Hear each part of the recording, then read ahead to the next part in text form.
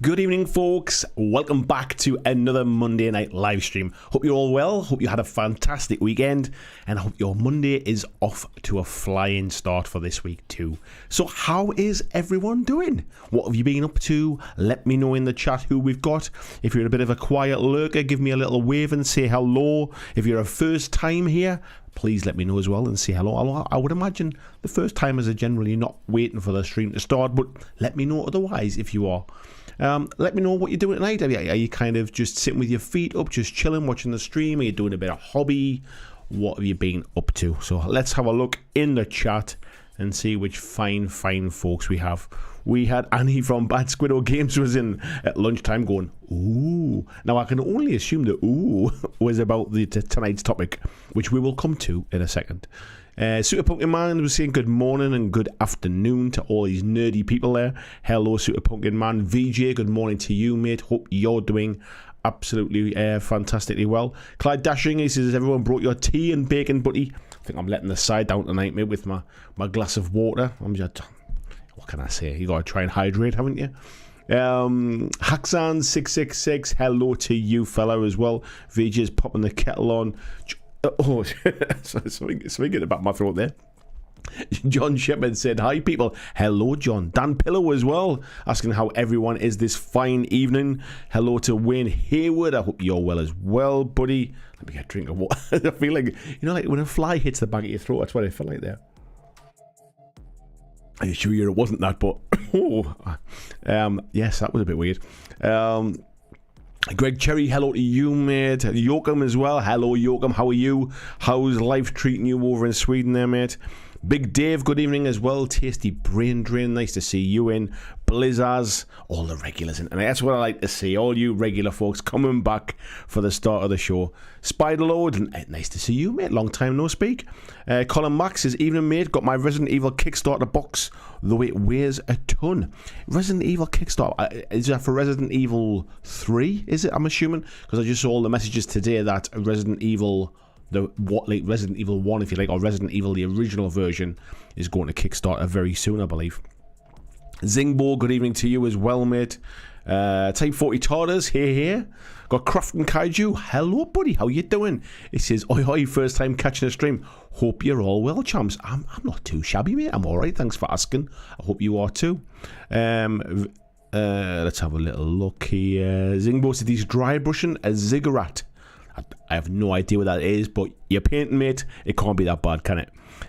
Wayne saying tonight he's finished off building a Dystopian Wars starter fleet. Nice, mate. Spiderlord's painting Hero Quest. Matt, good evening, Matt. How are you? He says he hopes everyone's doing well tonight. We've got Blair as well saying nice to be here for a change. Nice to see you, Blair.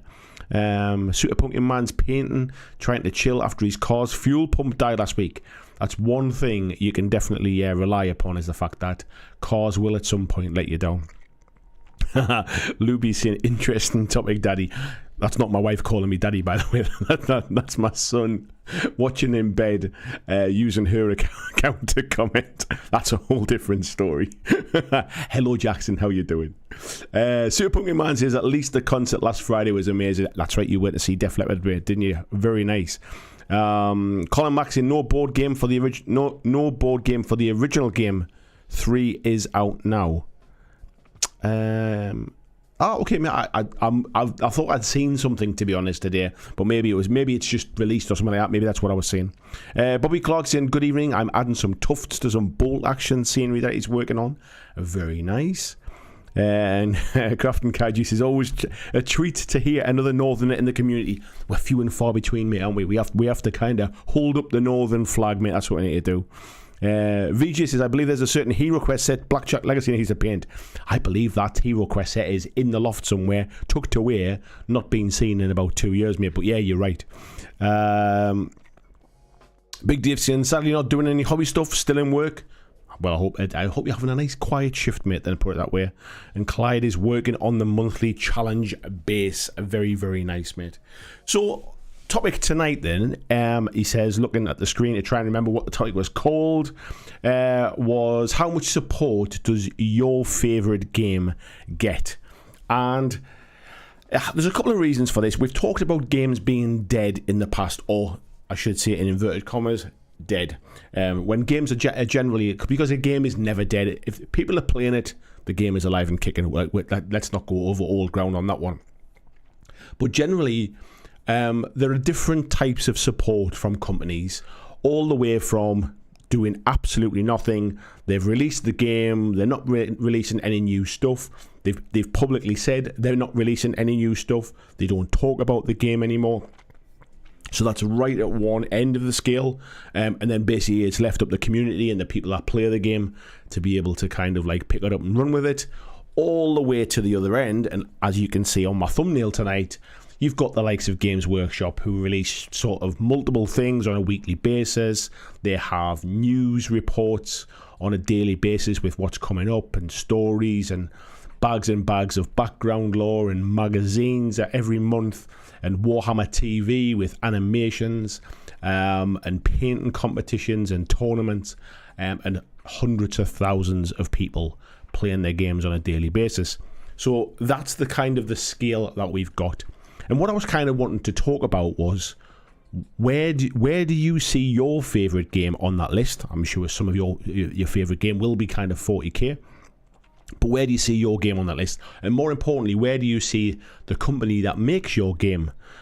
Do they support it in the way that you feel it needs to be supported? And I'm being very open about the word support, because that can be anything from Games Workshop top end right the way down to just the company still talks about it. They might not make new stuff, but they still sell the old stuff. They might do kind of like YouTube videos. They might do painting streams on maybe on Twitch or something.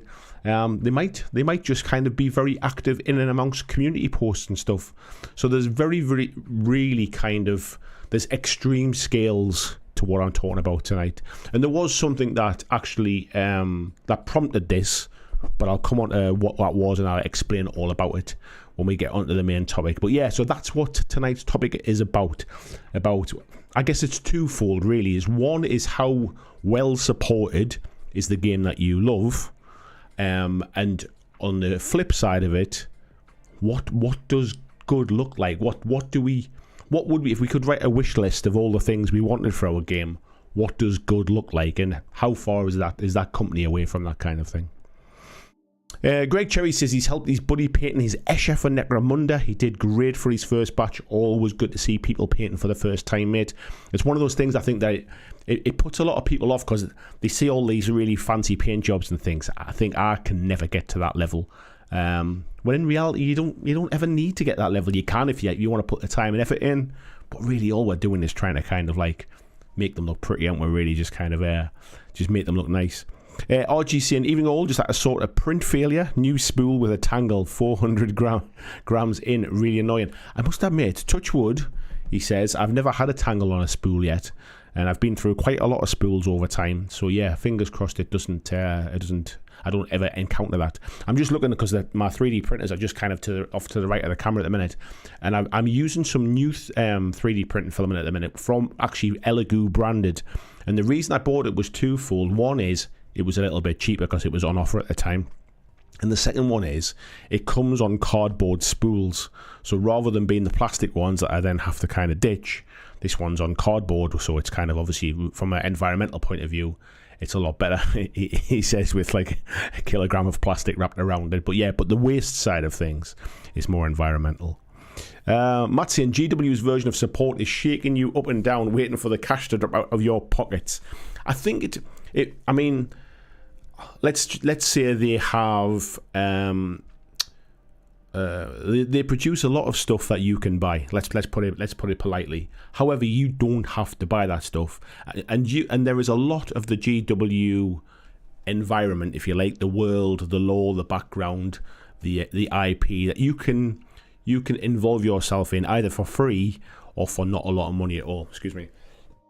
So it's optional to partake in that, even if the only thing that you do, apart from obviously painting your models or sitting playing the game or whatever, even if the only thing you do is read the daily sort of like community posts, there's a hell of a lot of information, and I can't think of another company off the top of my head that kind of gives that level of service. Yes, they're on a different scale, but nobody even really comes close, I would suggest.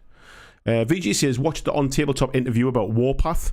Zero new information except that the poll has had a lot of responses, and so far the split is roughly half and half on STL and plastic at retail. I was at Mantic Games on Friday. I drove down to do an interview as part of the Slow Grow campaign that I've been doing, and Ronnie and I chatted both on camera and off camera about Warpath. So I'm not going to spoil my video and tell you what he said.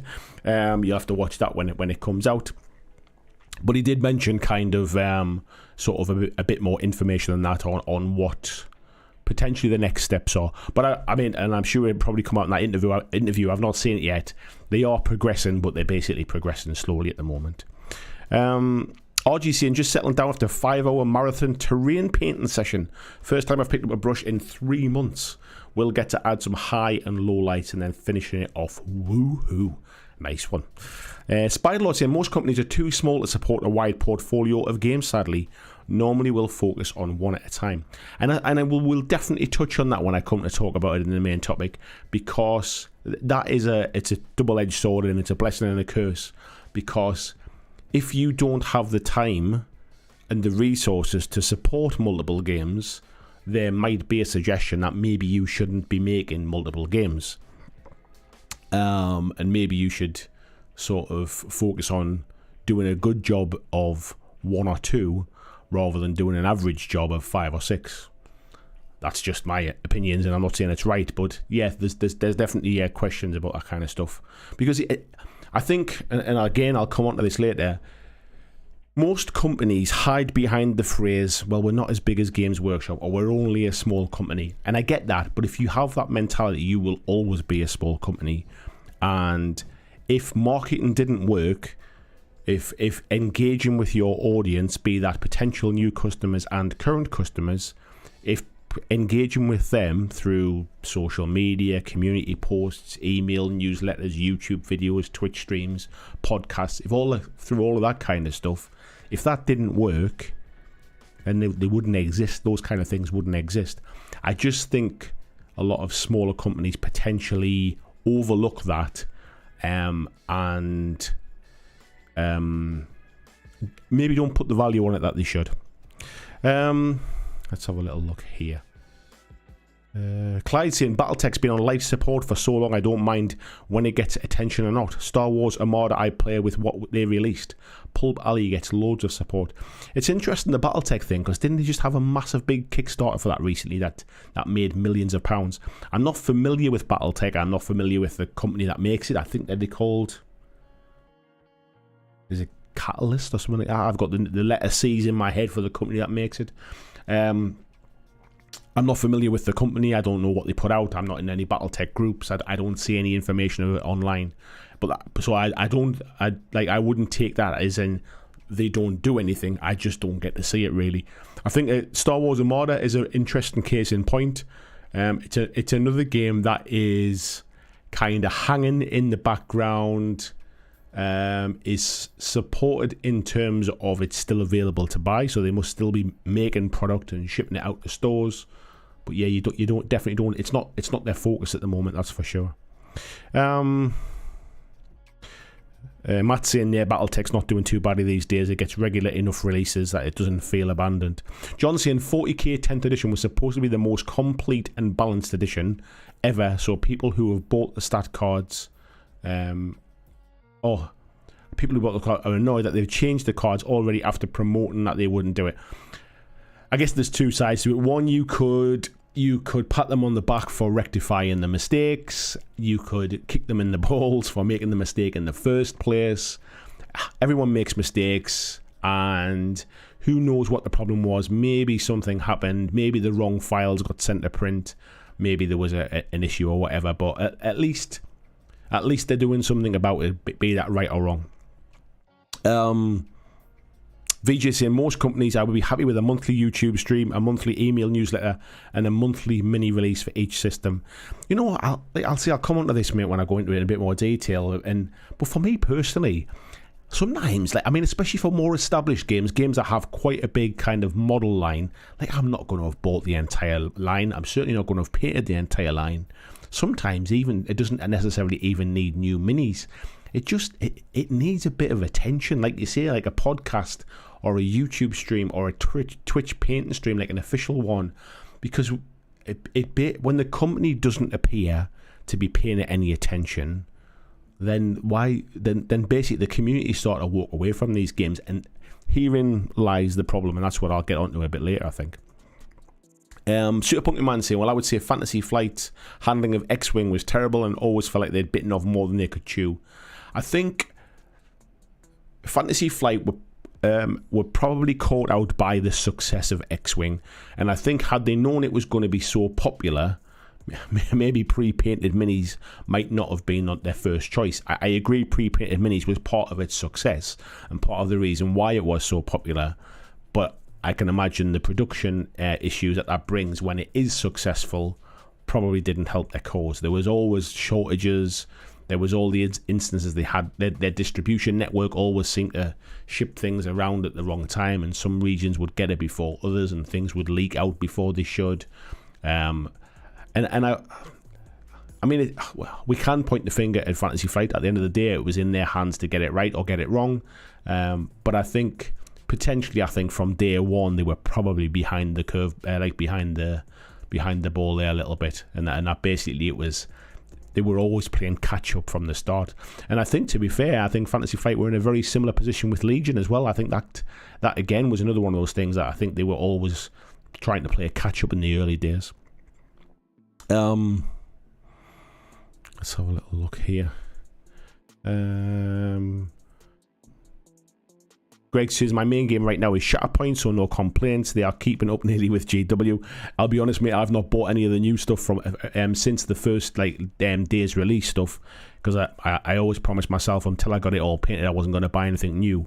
And it's releasing at quite the rate at the minute. But then a new game where you don't need a lot of models, I think you can kind of get away with that a little bit as well, because people want variety. They don't want to all be playing with the same armies. I just mentioned Legion there, and that they're getting off to a bit of a shaky start in the early days. For a long, long time, it was kind of Vader versus Luke, because that's all that was available, basically. So it's nice to see that they've got options, but it's very easy to kind of get swamped in stuff in the early part. And it makes it difficult for new players when they think this thing's only been out since kind of June, July time or something like that, and all of a sudden there's already more than I can get my head around. So again, it's a double-edged sword on that kind of stuff. Let's have a little look here. VG said, awesome news, look forward to the video with bated breath, mate. Yeah, it should be out first week in September, mate. There's a couple of things in the video that I said I would kind of sit on for a little bit, so the plan is to release it first week in September. So where are we now? I'm just looking at my calendar up here. I think are we at the 21st today?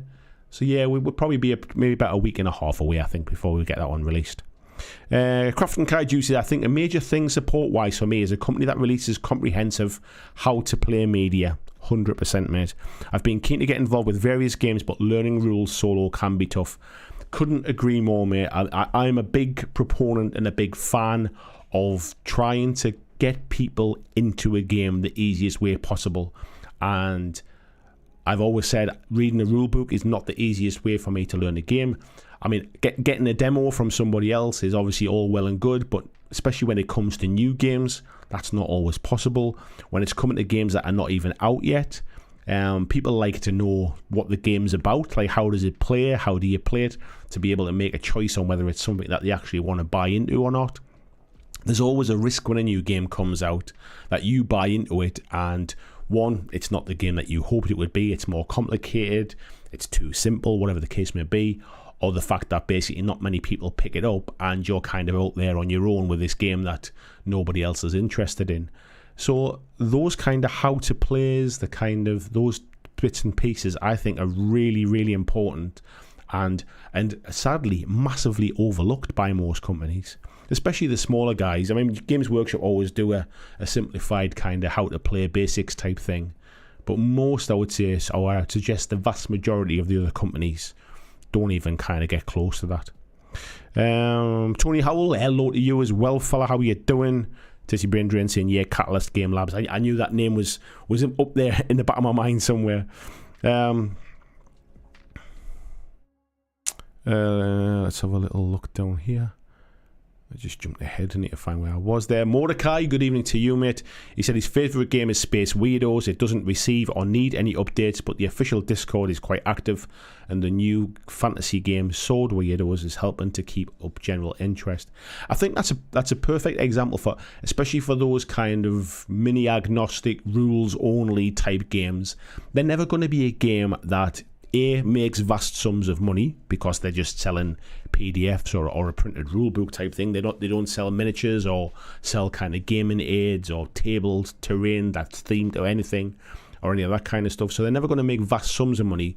So conversely, the companies are never going to invest vast sums of money into marketing or long-term support.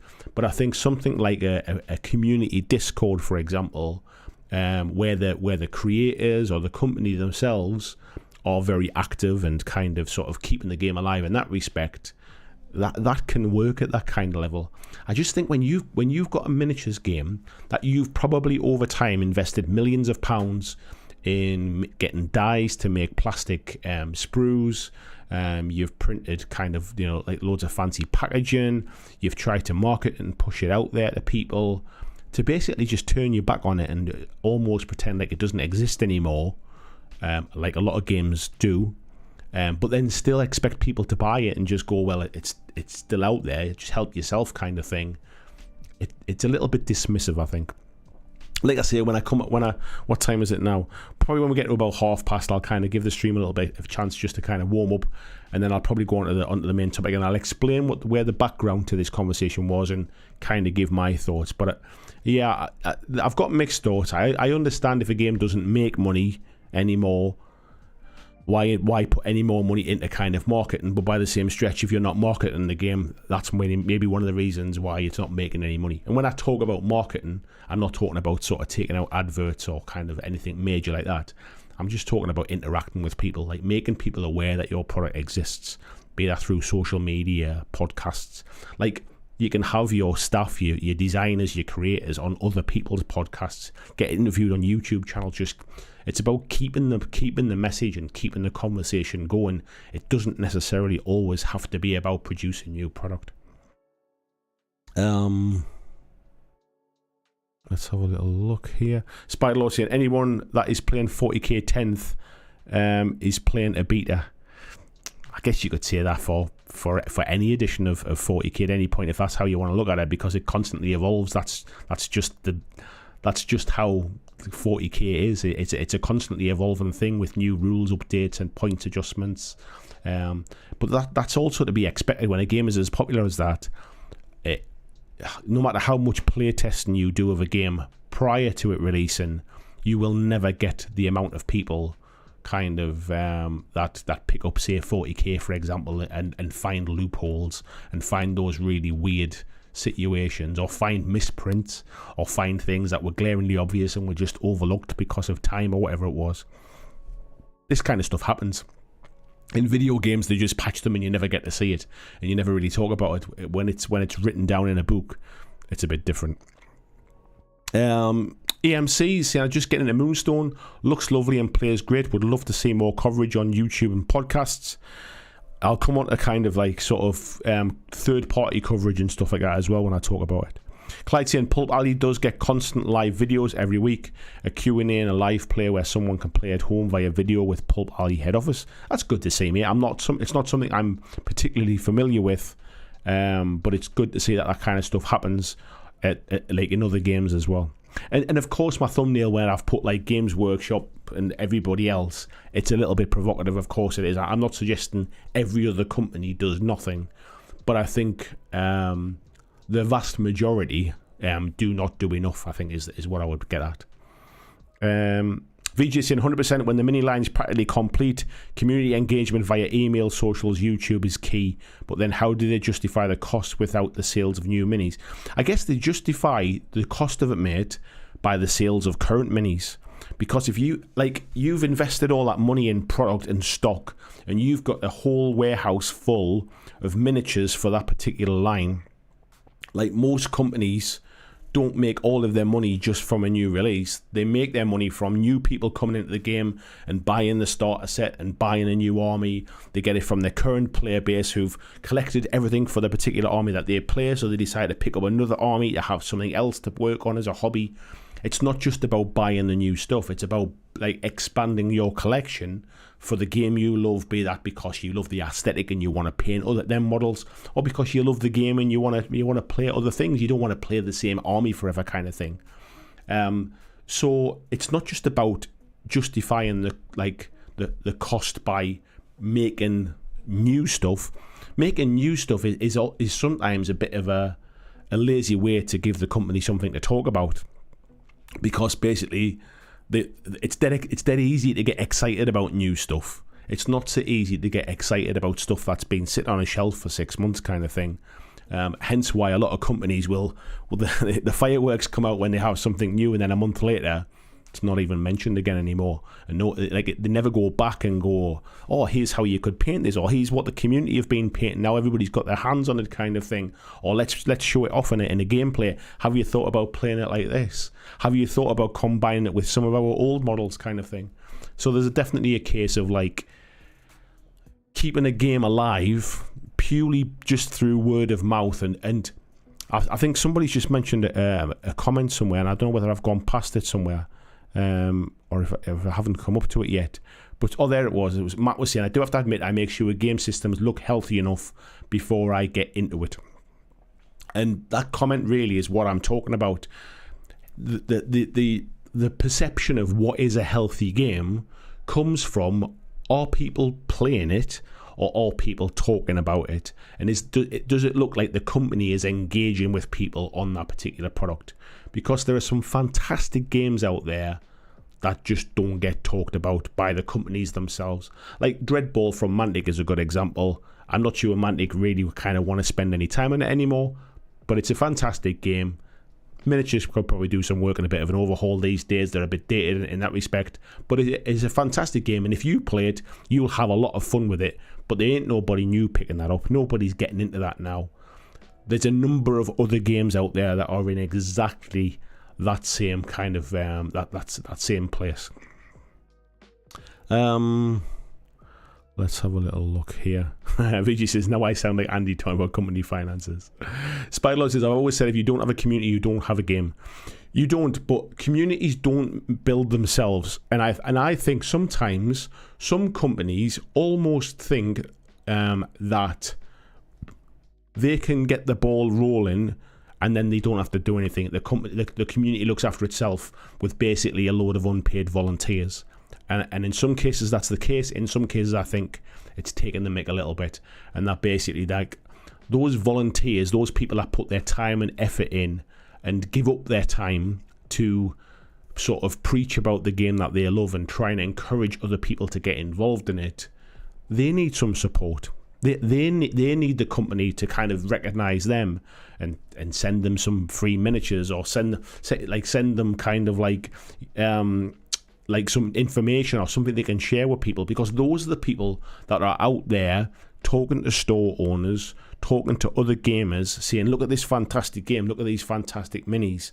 But if the reply back from the potential store owner who's going to stock it, or the potential new player is, I've never heard of it, like that company hasn't mentioned anything about that game for like 3 years, why would anybody want to kind of get into that game at that point?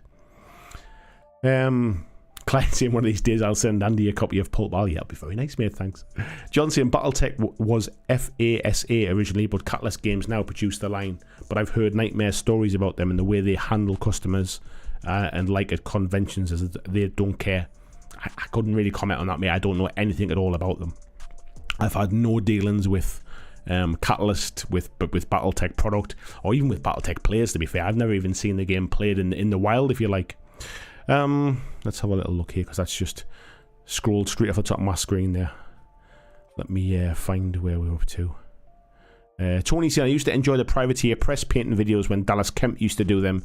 They were very good and had a light and accessible approach. I find it a shame that GW put a lot of their videos behind a paywall. You get absolute basic in YouTube, but a lot of us are past the target market.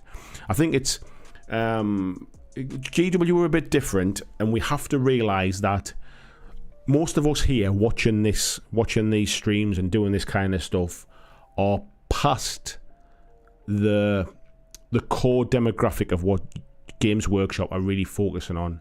The vast majority of people who buy their miniatures are at a level below where we are in terms of information, knowledge, experience, and that's where they kind of serve with their community posts and with their YouTube videos and stuff. And I guess the way they feel is the people that are a bit higher up the experience ladder, either in time or in kind of in skill, are probably looking for something else, and they're probably getting their information from other professional YouTuber kind of painters who know more. And I think it's what Games Workshop do very, very well is they encourage people to get started and do the basics. Basically, they encourage people to kind of just get involved and get started. I think once the ball's rolling, they probably think that people are kind of better served elsewhere with that kind of stuff. I mean, let's be honest, there's a lot of coverage on YouTube, Twitch, and sort of TikTok and stuff of Games Workshop content by other creators. They can afford to basically sort of target certain demographics, if you like. VG saying, only a week and a half, I won't need to hassle you on the Discord to spill the beans. That's right, mate. Philip Leatherly says, I may get some grief, but I really do love the new card game Lorcana. I do hope they can keep up with the demand. I'm aware of the game, mate. I've seen all my local stores and stuff, my little kind of card game stores are all stocking it at the minute. Everyone seems really excited about it. I've heard it's really fun, but I've also heard it's really popular, and I think keeping on top of it's going to be a bit of an issue. I've not tried it yet, mate, but yeah, I'm a big fan of Disney stuff, so yeah, it might be something I give a try to at some point. Although investing in card games, I think, is maybe beyond my wallet's potential. Greg Cherry says, my other favourite game is Relic Blade, and it's a one-man show, so I'm happy when Sean gets new stuff to us, usually once a year. I think the other side of it is, though, Sean's sort of is still quite active, though, isn't he? Like he doesn't like release something once a year and then never talk about the game kind of thing. He's quite active, like online and things. And I guess with some companies that really are kind of one-man shows or one-woman shows, you can kind of afford to cut them a little bit of slack. But yeah, most companies, let's be honest, most companies are not one-person owned kind of things. And let's be like, if they want to get it out into stores and stuff, they've at least got kind of some kind of marketing team, sales team, or salesperson type thing. Crafton Kaiju saying he's really falling for Lorcana as well. Such a tight, fun and easy rule set. That's what we like to hear, mate. And he's also saying Rumour Control has a Disney have really put some back in behind Lorcana, and they've got 5 sets designed and ready going forward. I think they've obviously seen the success of things like Pokemon and sort of Dragon Ball and Magic the Gathering, and realised that like the nerd culture as it was maybe a number of years ago, the stigma's gone from it from card games. Like, look at all the information we have now of like sort of what's it called again? I forget the famous person who basically paid, what was it, $2 million or something for the One Ring card.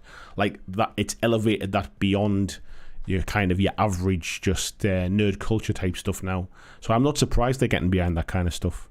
David saying maybe, just maybe, we need to realise we don't need any support. Just make up your own rules, proxy figures, try out games with your friends, have fun. I get that, mate, right? However,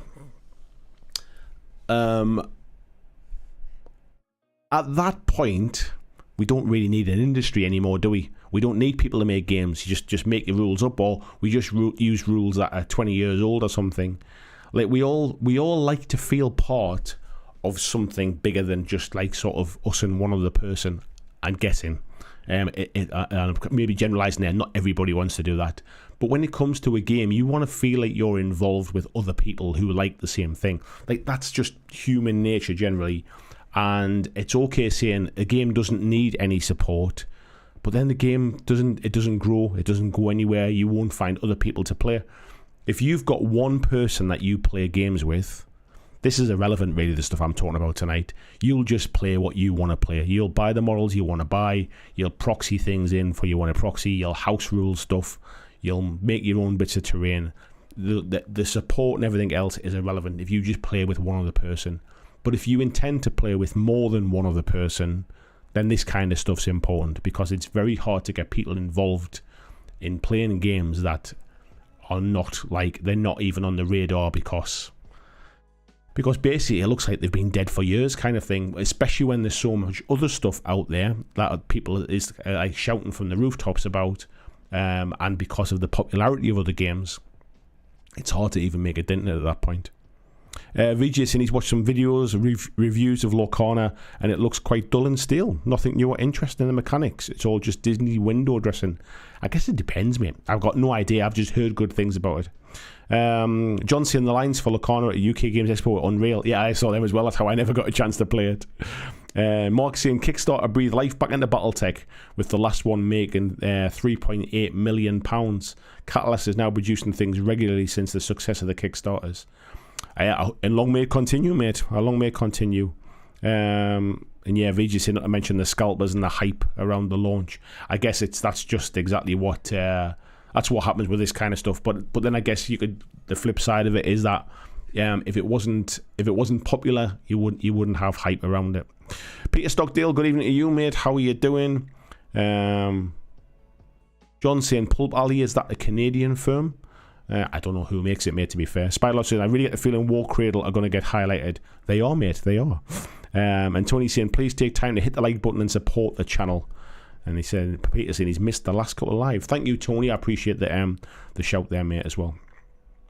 Lee saying, nail on the head regarding Mantic and Dreadball. They hyped it up, released, and they said no more about it. Then I saw a video with Ronnie who said they were surprised it didn't blow up. Unbelievable, mate, isn't it? Like, I always I find this, I struggle with this kind of stuff where it's like they're amazed that stuff doesn't sell, or it's not bigger than it is, when they essentially kind of turn their back on stuff like that. Clyde saying Pulp Valley's based in the States. Sally Forth is our UK source. There we go. VG saying I was looking at Dreadball at one stage, but it wasn't into the minis, and already felt that Blitzball hit that sweet spot for a sports game for me. I'll be honest, mate, Dreadball, I would say, is a fantastic game rules-wise. The minis are a bit dated now. They're a little bit small in scale. I would like to see them kind of remade in a bit of a slightly bigger scale, and especially that Mantic's kind of sculpts and plastic productions moved on quite some way from where they were back then. But I think those days are long gone, mate, now. Official Mantic community consultant. There's nothing official about what I do, mate, to be fair. John saying, yeah, he's seen them at Sally Forth as well, and he's bought miniatures from a Canadian company as well. Yeah, VJ saying, when it comes to GW, it's all about the hobby trumpet. The interview with the guy on Painting Phase really wasn't insight in how the company works. Yeah, I mean, it didn't surprise me what he was saying. It's how any big company works, really. But I think it's just being able to have it from the horse's mouth, so to speak. People start to believe it now. I've been saying that kind of stuff for years, and everyone's like, "Oh, what do you know?" kind of thing. Well, he knows because he used to work there. So there you go. Matt says YouTube and Twitch is like a secret weapon for GW when it comes to support. 100%, mate. Yeah. And VJ says GW don't care if people become lifelong hobbyists. They know most people will buy something, dabble for a year or two as teenagers, and put it in the loft. Yeah, I think we forget that people like us who kind of stay in the hobby for years and years and years are probably a minority in the grand scheme of things. Post Malone, that was the fellow I was trying to remember his name, mate. Yeah, thank you. Let me just skip ahead a little bit here. Let's have a little look. Colin saying small companies will struggle as Mantic and Catalyst combined have less staff than GW's entire marketing team. But do you know what it is, mate? Right, I think this is the perfect time to start talking about this, because they shouldn't struggle. They basically just focus on the wrong things, right? And this is what I'm going to talk about tonight. So, what started this conversation? What kind of prompted the chat in my head was I was reading through Facebook over the weekend, and there was a comment on the Wild West Exodus fan, like the fan page. I think it's called the Dark Council. That's what it is. Matt saying starts taking notes. I think it's called the Dark Council Wild West Exodus fan group, basically something along them lines. And somebody put a post in there saying, I'm really disappointed in War Cradle with how they've handled Wild West Exodus. There's been nothing at all for that game. It's kind of been a radio silence. They're spending all of their time now on dystopian wars, and basically Wild West Exodus has been kind of forgotten about. We've not had anything new in forever. There's been like kind of no news about it, no posts about it, no talk about it. And I'm feeling really disappointed that basically it feels like the game that I love is basically dead and is being kind of pushed out to pasture. I've paraphrased there because I haven't brought the post up in front of me, but I can do if anybody thinks I'm doing it a disservice. And essentially what happened was you got a mix of comments in the replies to that. But we have to take this with a pinch of salt. It was in a fan group, so anybody that says anything technically negative, even though I didn't see it as negative, I saw it just as an opinion. But anybody that says anything negative is going to be basically, you're going to get a load of like fans who think the opposite. And generally that's kind of what happened. A lot of people were basically saying things like, Games Workshop have convinced us gamers now that basically you need to release something every week for a game to feel supported, and that's stupid. There's so much stuff out for Wild West Exodus that you probably haven't bought it all. You definitely haven't painted it all. Why don't you just focus on you playing your games, stop your moaning kind of thing, and get on with it? There were people basically criticising, saying that there's so much stuff out there basically that like you don't need to kind of worry about the support, like just play the game. Are you trying to say there's something wrong with it? And there was the odd person who was supportive in the comments in terms of saying, yeah, I know what you mean, it's been a real shame, I was hoping for something from Gen Con, I was hoping for something from UK Games Expo, but it seems to be all dystopian wars at the minute. And then somebody from who is a War Cradle employee, and I won't mention their name because I don't want to kind of like single anybody out, but if you read the comments, you can see who it is. Basically, said a few things that were basically like, well, the game's a fantastic rule set. There's plenty of rules out there. You can just go and play the game. I don't know what you're moaning about, kind of thing. Like you don't you don't need new stuff all the time to be able to play the game. There was somebody who was quite supportive of the original poster's comments, and this person from War Cradle basically went and kind of said that they were being negative and melodramatic and a bit over the top, and they never say anything nice. And I just felt like it was a little bit of kind of gang up on anybody that had a critical sort of comment about the fact that Wild West Exodus is basically been almost forgotten about in the public eye, kind of thing. The War Cradle employee basically said that, there was 2 new starter sets came out like a couple of years ago. We've invested millions in that product. In that product, there's loads of stuff that's out there. Just go and buy what we've already got. Some of the comments were things like, well, my shop won't stock it because basically the company doesn't even talk about it anymore. So if the company, if the shop won't stock it, I can't get anybody new into the game. And therefore it's basically dying in my area, kind of thing. So there's a real mixture of stuff there, and we can say what, and obviously you always get the people apologising for the company, saying, oh, they're only a small company, they haven't got the staff to be able to do this and focus on all the different games. They have to focus on the thing that's making the money at the time. And I get that to an extent. If Dystopian Wars is where they're making the money right now, no wonder they're throwing all of their weight behind that. But the problem is when you're telling people, well, the game's out there, just go and buy the other stuff, and don't worry about getting new stuff because you probably haven't bought anything, but then nowhere else stock it because the company doesn't even kind of talk about it anymore. Like, it's a real double-edged sword. It's like I was talking about before. And some of the comments that we were just saying here as well about, let's have a little look. What was it about? Where was it? Small companies will struggle, like Atlantic and Catalyst combined have less staff than GW. We're not talking about new releases. Companies do not have to release at the scale that Games Workshop release. There's nobody going to release at that scale. Games Workshop have their own manufacturing facilities, they have factories, they have warehouses, they have a distribution chain, they have their own stores. They are the market leader. They are on a different level to everybody else. Just, you can almost forget about Games Workshop in this conversation, but everybody else is maybe more on a bit more of a level playing field. You've probably got you've stepping down from kind of Games Workshop. You're obviously going to have like your Atomic Mass Games, your Fantasy Flight type stuff, which you have a bit more kind of bigger companies. You've got your Warlord and maybe like Mantic and stuff like that, where we're starting to get like sort of double digit kind of numbers of staff. And then you've got, like you said before, about Relic Blade and like kind of like one-man bands kind of thing.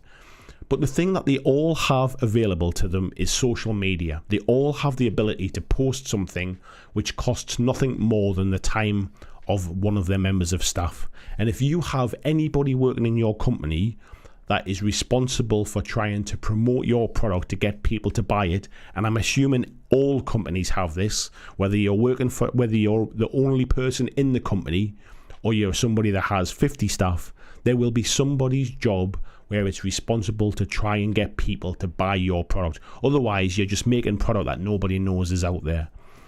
And they all have that free ability to basically to go onto social media and to talk about stuff and to post pictures, pictures of painted stuff, to get on interviews, on podcasts, on other people's stuff, to do an official podcast talking about their business, letting people know what's happening in the background. They have the ability to support people's events and people's tournaments and competitions, with product support, with marketing support, to be able to shout about it on their own social media pages and say, oh, there's a tournament here, there's a gaming convention with sort of tables where you can demo the game and be able to play it. They've got the ability to get in front of a camera. We've all got a mobile phone. It doesn't have to be kind of like sort of movie quality. We all have the ability to get in front of a camera and show off the product that they do. And I just think that sometimes companies basically are so blinkered that all they can focus on is the thing that's in front of them. And I'm critical of this for companies like Mantic, companies like War Cradle, who basically only focus on one thing at a time. That's all they talk about. Recently, Mantic were basically full force into Firefight. For a big chunk of time before that, they were full force into Kings of War. There's nothing stopping these companies releasing some information on a Monday about one game, releasing a post on a Tuesday about a different game, releasing a podcast where they have a section once a month, and they have a section where they talk about all the different games in their portfolio. Like, it's just about forward planning, and it's just about basically kind of getting behind it. And I just find it strange that support doesn't have to be always new products. But it does need to be.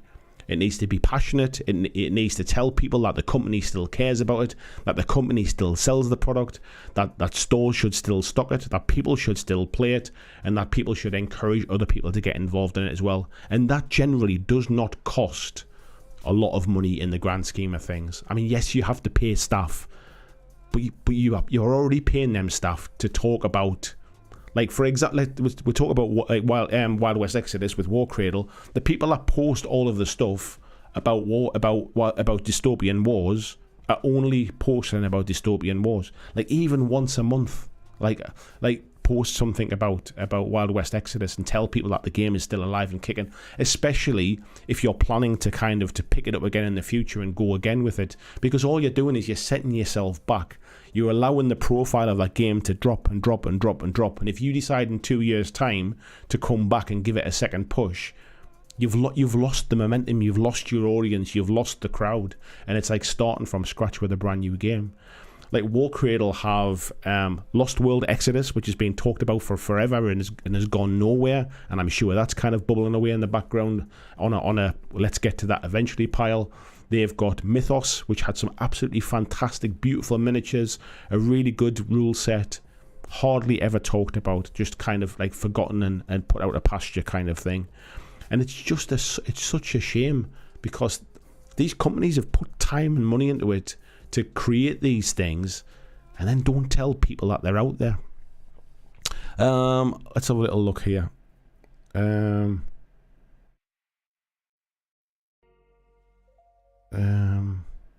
Spiderlord saying War Cradle have flat out said they will not do anything for Wild West X in the foreseeable future, as Dystopian Wars is what is selling. They also developed in Firestorm Armada.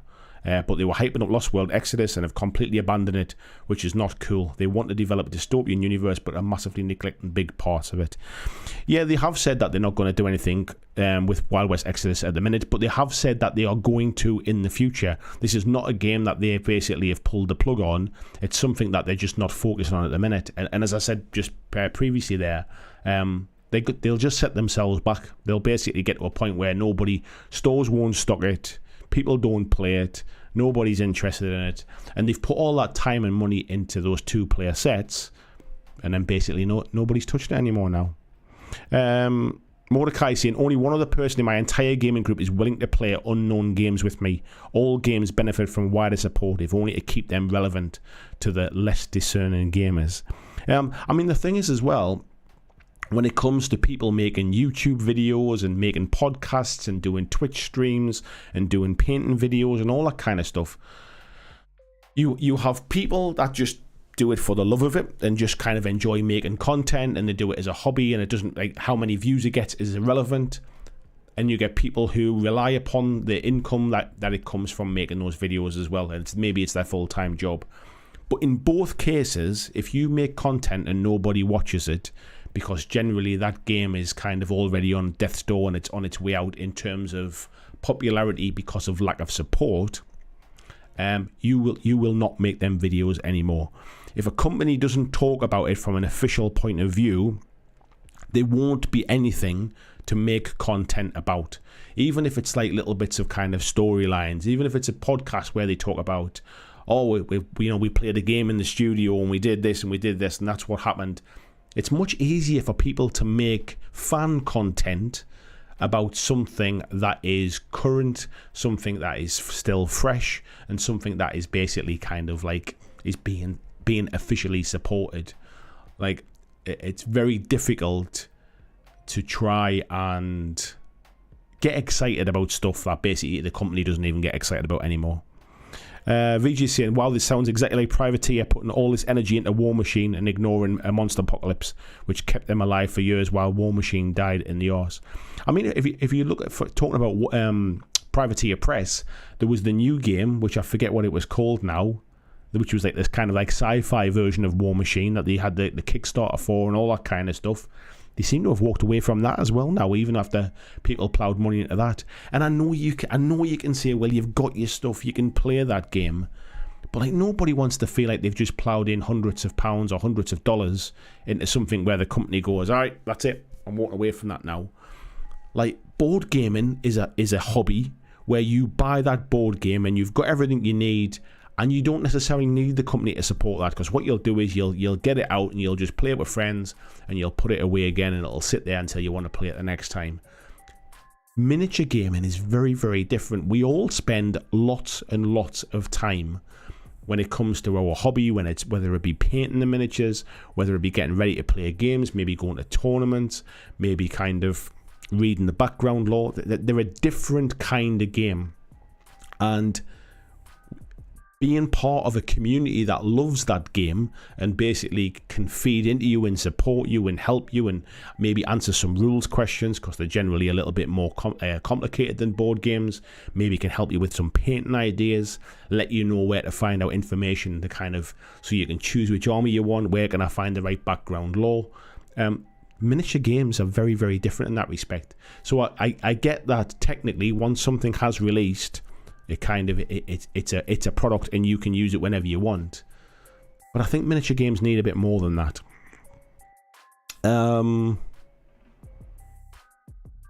Yeah, Matt saying, oof, you don't want to hear that from an official source. Yes. Matt saying, it's a real shame because both Wild West Exodus and Lost World Exodus have some banging minis attached to them, as does Dystopian Wars. But I guess Dystopian Wars doesn't need to fight for oxygen in the same way. I think there's an element where War Cradle have maybe found a game or a product that doesn't get stifled by the Games Workshop kind of behemoth. Like, they're not competing with that kind of thing in terms of miniatures. Games Workshop don't make like a naval game at the minute, he says. And so maybe they've found like their own little kind of niche in the market. And I completely get that. But by the same stretch, Wild West Exodus isn't 40k. Wild West Exodus isn't Kill Team. It's not Necromunda. It's not Age of Sigmar. It's its own kind of thing. And there are people that genuinely love that kind of alternative history, sort of steampunk, sci-fi kind of Wild West aesthetic. And they love that what was kind of teased for Lost World Exodus. There are people that love that mythos-inspired kind of Cthulhu-esque, Lovecraftian background to the Mythos game. But unfortunately, just through lack of noise, basically, that's I guess that's what I would say. Through lack of noise, those games have just disappeared. And maybe I'm doing the companies a disservice. Maybe maybe they feel they've tried it and got no traction with it, and so that they've basically just given up on it. And if that's the case, I'd rather they just come out and said that, because then you could say, well, yeah, those games pretty much are dead then in that case. But don't tell people, well, you've got everything you want, just go and buy the models you haven't got and paint what you've got kind of thing. Like the game's not going anywhere kind of thing. That just feels dismissive and a little bit like well, what do you want me to do kind of thing. Spider-Lord said, it's something I raised often when I worked there. I was quite keen on supporting and developing Mythos with extra material and fiction, but it looks like nothing's changed. Yeah, there's always stuff behind the scenes that I'm not going to know, and I'm not speaking in any kind of official capacity. I'm speaking as someone like you, a hobbyist, someone who's passionate about tabletop gaming, who loves to see games succeed and wants to see other games out there getting some airtime alongside Games Workshop. I've got no bad feeling about Games Workshop, no bad feeling about 40k, but it dominates. And it would be nice if other games got their time in the sun as well, to allow people to appreciate that there are other types of games, and maybe just, if there's something takes your fancy, maybe give it a try kind of thing. But it doesn't help when the companies that are trying to get you to part with your cash for these products don't even tell you they're there. Vijay saying, I mean, look at their news page. You have to go back 2 months and 20 news items to find anything for Monpok. Yeah, to be fair, at least it's something, I suppose. Spider-Lord says, Dystopian Wars really lends itself to card and the plastics that they are heavily relying on. Maximum return for minimum effort, but I feel it's short-sighted. It might be one of those things where it's a case of, like, make hay while the sun shines, basically. Like, they've got something that's working at the minute. But I must admit, they churn out a lot of product for Dystopian Wars, to be fair, mind. VJ saying, yeah, I was interested in Lost World. Wild West Exodus didn't interest me, but not hearing any follow-up on Lost World, it completely dropped off my radar. Yeah, I don't think we're going to hear anything anytime soon, mate. Matt saying, there's a common theme here. Even GW, both Titanicus and Aeronautica became ghosts when it came to coverage, and that led to the direct death of Aeronautica. Yeah, I mean, they're not immune from it. It's not like Games Workshop are perfect, and I would imagine they really analyse where to spend their marketing team's time, and if those games are just not selling, then basically why waste their time on that kind of thing. And that might be the case for these smaller companies as well. But if that's the case, like, they just take them off your page. Like, don't pretend you care about them, kind of thing. Tony's saying, yeah, they don't need to get deep down with the lore of gameplay. Something as simple as a chat about the game or a painting video, putting a personality behind something is as simple as a video. I think it's massively underrepresented. Like, if you go back, like, Games Workshop had their personalities. They had Duncan, they had Peachy. Like, they had all of the people that used to work in that team who've gradually gone off and done other things now because of the success of what they were doing. And I know Games Workshop are a bit nervous about it now. But other companies can have a bit of a personality as well. Somebody that leads that kind of stuff. Like, Atomic Mass Games has, like, Will Schick and people like that who are often on camera, and they're doing Dallas Kemp doing painting streams and things like that. They have people who get in front of the community and put an official face on stuff. Most other companies generally don't. Matt's saying it's very short-sighted. It undermines people's faith in the company for supporting a game system. It's why I'm so wary with Legion, Imperialis, GW are known to drop products. Yeah, it does feel like that could be a kind of game that doesn't get talked about very much, doesn't it? Warcaster VJ, yeah, that was the one, thanks. Andrew Fairbanks, good evening, mate. How are you? He's saying Wizard of the Coast had their own creators write articles about Magic. It's amazing that seeing a glimpse behind the scenes will do for the player. Yeah, if the game people are basically supporting it. Yeah, absolutely, mate. And this is what I mean. Like, it doesn't have to be a daily thing. Like just a bit of a glimpse behind the scenes kind of thing. A little bit of like, you know, like even a podcast once a month with a couple of the folks who work there to kind of talk about what's new, what's the company working on, what's happening with some of the older stuff, what's the staff been doing, have they been working on anything, like have they had any games, what's happening behind the scenes, basically. If you think about Kickstarter, one of the biggest complaints people have on Kickstarter is a lack of information and a lack of transparency and a feeling of not knowing what's going on. And I think that's true basically of anything in life. Like, for example, prime example is we ordered a takeaway last night, and we got a text to say that there was going to be a bit of a delay with the expected delivery. They were running a little bit behind because they were busy, and that they would get to us as quickly as they could. And that's the difference between letting you know what's happening and us sitting there going, bloody hell, it's 20 minutes late. Where the hell's this thing? You know, I was expecting it at such and such a time, and it puts you in a bad mood. Like that communication and just being able to basically tell people what's happening goes such a long way. Greg saying, have buddies trying to get refunds for Rivenstone. Rivenstone, what was that again? Oh, was that? Yeah, that was something that was massively kind of hyped and stuff for about 5 minutes, wasn't it? Wasn't that something to do with ex-privately oppressed people as well? I think. I remember the Rivenstone thing because they were the company that was giving privately oppressed a hard time about the 3D prints, wasn't it?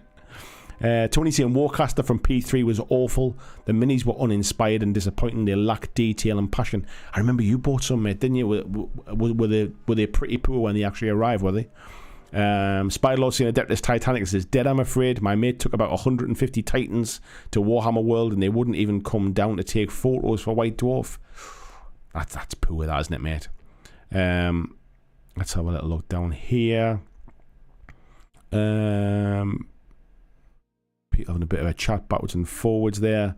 Haxan saying small company Sun Tzu Games had a failed Kickstarter in 22 with Rogue Angels, not something I'm familiar with, a sci-fi skirmish game. They've maintained a presence on Instagram and are still getting the prototype out there. Yeah, I guess I don't know much about it to kind of comment on it, but the fact that they're still like plugging away at something, I suppose. Mordecai says, I don't think companies saying we tried but you idiots didn't engage with it won't go over well. Yeah, and I'm sure that's not exactly the words that they would use, but I would imagine that that's exactly what they're kind of thinking in some instances. Mark Watson says, on the other hand, if a game is complete, you can treat it more like a board game. Don't need to worry about other players getting into it so much if you're bringing everything yourself. There is that, mate, but I'm not so sure how many people play games like that, where one person is the arbiter or the owner of everything, and is the person that basically everybody else just plays whatever game they bring, kind of thing. As I mentioned earlier on, if you play with one or maybe two other people, and that's all you ever play with, and you basically you agree between yous, these are the games we enjoy playing, like to hell with kind of everything else kind of thing. Or maybe you've painted them all up and you've got no interest in hobbying with that game anymore, but you like playing it now and again. So your hobby is, let's say you're paying 40k models and you build Games Workshop models, but when you get together with a few of the guys or a few of the girls, that's the game that you play. I get that there's kind of small pockets like that. However, the companies I'm talking about are still trying to sell these products. If you go onto the War Cradle website, you can still buy Wild West Exodus products. Like if you go on to if you go on to Mantic's website, you can still buy Dreadball as a game. So by actively still selling these things, the very least they could do is talk about them and communicate about them and give people the opportunity to make a choice rather than think, well, it's just dead. It's almost like they've got some old stock left and they're just trying to sell it off a bit. Andrew saying Titanic is launched with a $300 premium starter set. Aeronautica had poorly written rules and a limited launch.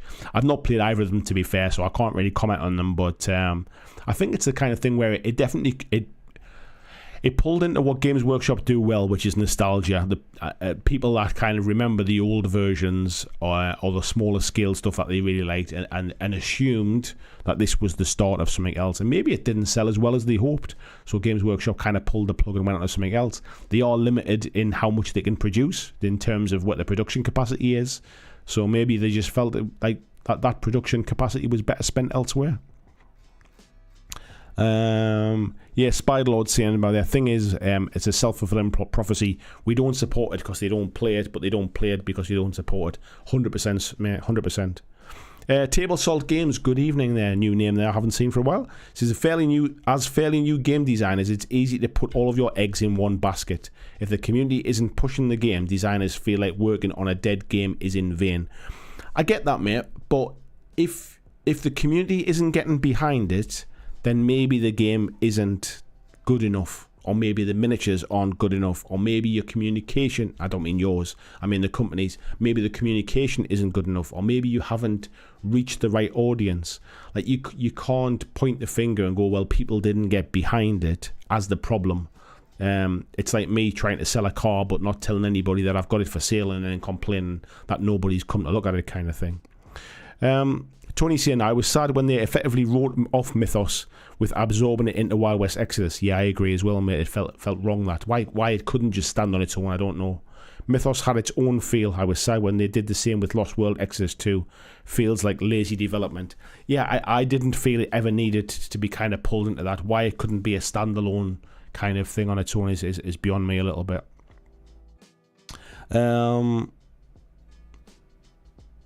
Table Salt says, I believe it was Warcrow. I don't think I really know, unless. Oh, are we still talking about? The it was Warcaster was the Privateer Press game I was thinking about. Yeah. Let's have a little look. Bloggy, good evening, mate. How are you? He said, I won't buy into Legion Imperialis because their track record with side games. I'm very much waiting to see how Mantic is going to approach small scale Warpath. My personal opinion is I've got the same kind of faith in that, basically. I think that'll be a short-lived thing as well. Greg said, I have to think they're a massive scramble to see what's making money. At some point, the return for effort doesn't make sense. Yeah, I agree. But then just pull the plug on it then in that case. Or make a very public announcement about it, saying that, that's it now. There's nothing more coming, but we're still selling this stuff. So if anybody wants to complete a collection, the stuff's there. I think a perfect example of that was when Mantic lost the license for Walking Dead.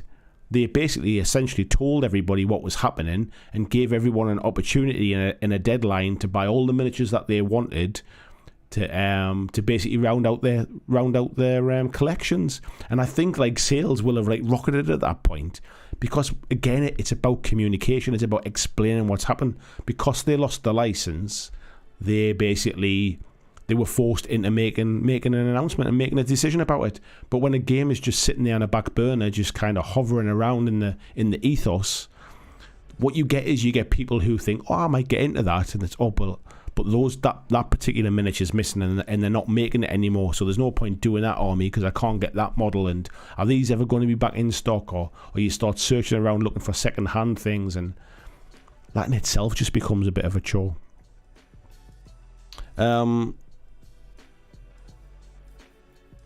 VJ says Rivenstone was the huge Kickstarter where they bought off 90% of YouTubers. Was both irritating and sad to see at the same time. Annie, good evening. How are you doing? Nice to see you. Spiderlord's just chatting with Tony there as well, saying he did the launch for Mythos. Did a countdown, previews, proper hype train. It was very popular. I wrote scenarios and loads of short stories. I was gutted when they said it was one and done. Yeah, I mean, even that in itself, there's nothing wrong with saying, look, this is a one and done thing, kind of, these are going to be these are the factions, here's the rules, we'll keep an eye on it, kind of thing, and see what the popularity is like. But the idea is, it's a one-off. It's why a lot of companies do miniature games through Kickstarter now, because it's almost a case of, here's all the stuff, right, it's yours now, kind of thing, get on with it. Let's have a little look down here. Andrew's saying, let's not bring up Guild Ball and them just nuking the storefront. Yeah, I guess Steamforge tried to do something to try and communicate that they were ending it. But I'm not sure how they handled selling off the miniatures and stuff like that. I wasn't that close to that kind of thing. But at least they told people what was happening. Whether it was handled right is out of my hands. I've got no idea what happened in that case.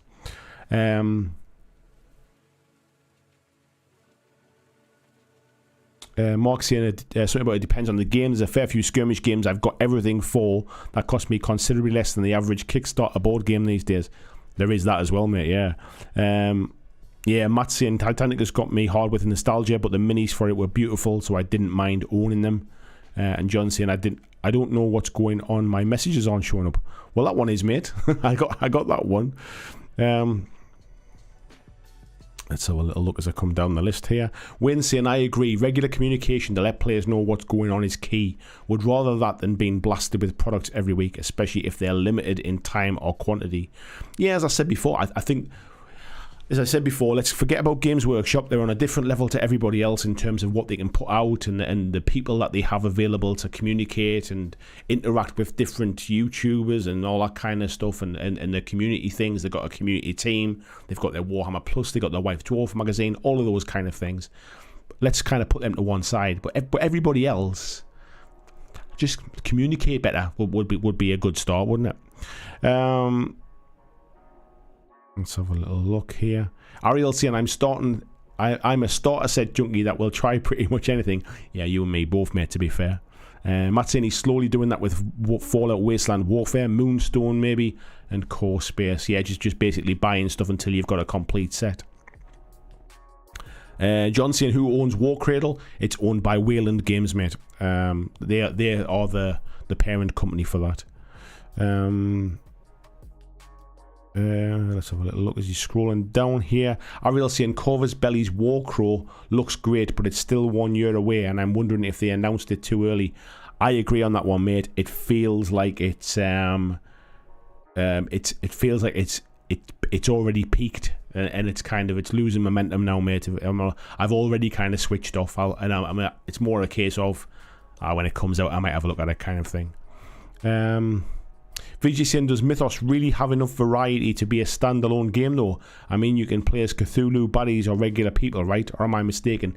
I think there's about 6 or 7, maybe even 8 factions. I mean, the factions are pretty much like they come in a box and you play with what you've got, kind of thing. But I think that there's enough stuff to kind of play with, really.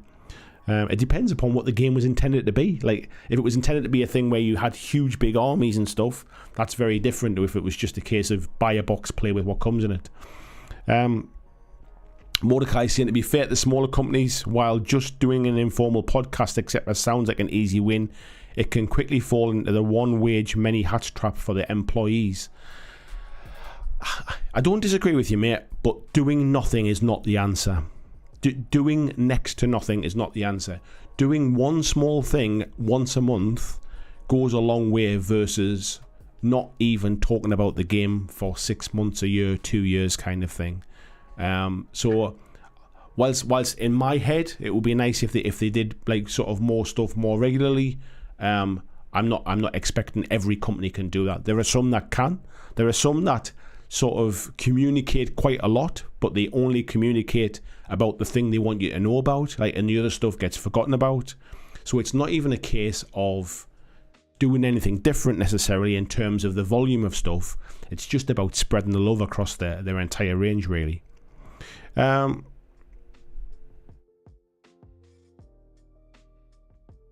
Greg says John saying, yeah, some of his messages are coming up, but not all of them. That's weird, mate.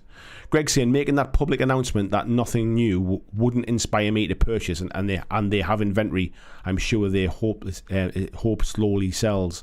I'm not sure it would inspire you to purchase necessarily. I think in the case of The Walking Dead, it was a case of we're not even allowed to make these anymore. So if you like once, like for example, in a month's time the license goes. So in a month's time, we can't make these anymore. So this is our last production run kind of thing. If you want them, get them now kind of thing. And I think that's what inspired people to go and buy it. It was a case of, I've been putting off buying these things because I'll get round to them eventually. But now that's not possible. If I don't do it now, I won't be able to do it. So it's not. There was a bit of FOMO, but it wasn't like kind of market and hype FOMO. It was more a case of, we're trying to do you a bit of a favor here. If you want it, get it now because it won't be around anymore. Let's have a little look here. Michael Cowan saying hello, first free Monday for a while. Nice to see you, Michael. I hope you're doing well, mate. And he says, one of the reasons we don't have a game yet is that there just isn't the resources available to give it the love yet.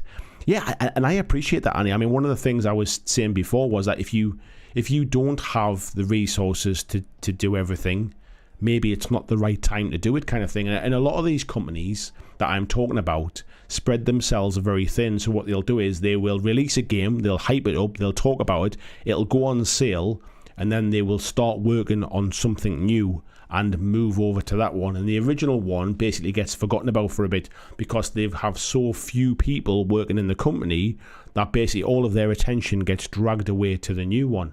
Now, I'm not saying these companies shouldn't produce new products and keep developing and keep doing stuff, but they're turning your back on something and just having an absolute radio silence after you've just hyped everything up, like, come and play this game, come and buy this starter set, come and buy this fantastic new game, we've done all this work, we've got these fantastic new minis, come and buy this. And then everybody from the community comes and buys it, and then the company goes, right, we're not talking about that anymore, come and buy this other new thing, come and buy this other new thing. And a lot of miniatures companies do that. They only focus on the latest hotness. And what I'm suggesting is that if they could kind of spread the love around between the games, not even necessarily like take on extra people, just instead of posting every day about game B, which is your new hotness, post 4 days a week about your new game and post 1 day about the old one that you haven't forgotten about yet kind of thing. That's what I'm saying. But yeah, I completely agree. If you're already stretched thin doing what you do, the last thing you want to do is add another sort of workload on top of it. Matt says a games company kind of needs that one person who's on the ball with social media and is willing to come up with ideas outside of new releases to keep older systems in the public eye. I completely agree, mate. And I think once companies get to a certain size, in this day and age, you need a social media person. I think companies that have like some of the companies we're talking about have multiple salespeople, they have multiple marketing people, they have teams who are basically responsible for getting this into retailers' hands. They're responsible for running Kickstarters, all that kind of stuff. I'm not talking about the companies that are run by one or two people. Like Moonstone is a prime example. It's not that long since Tom Greenway actually went full time on Moonstone. He does a huge amount of work like on his own kind of thing, and he's had a few people helping him over the last maybe 12 months to try and sort of take it to the next level. I'm not necessarily having a dig at people like Moonstone.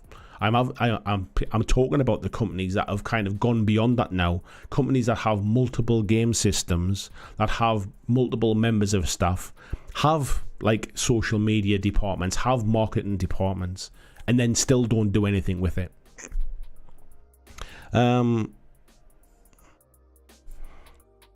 Clyde saying, I use Osprey's Ronin for your female samurai miniatures, the Bad Squirrel games. Good times. Yeah, Table Salt games, I feel like games get their time in the limelight. It just doesn't last long.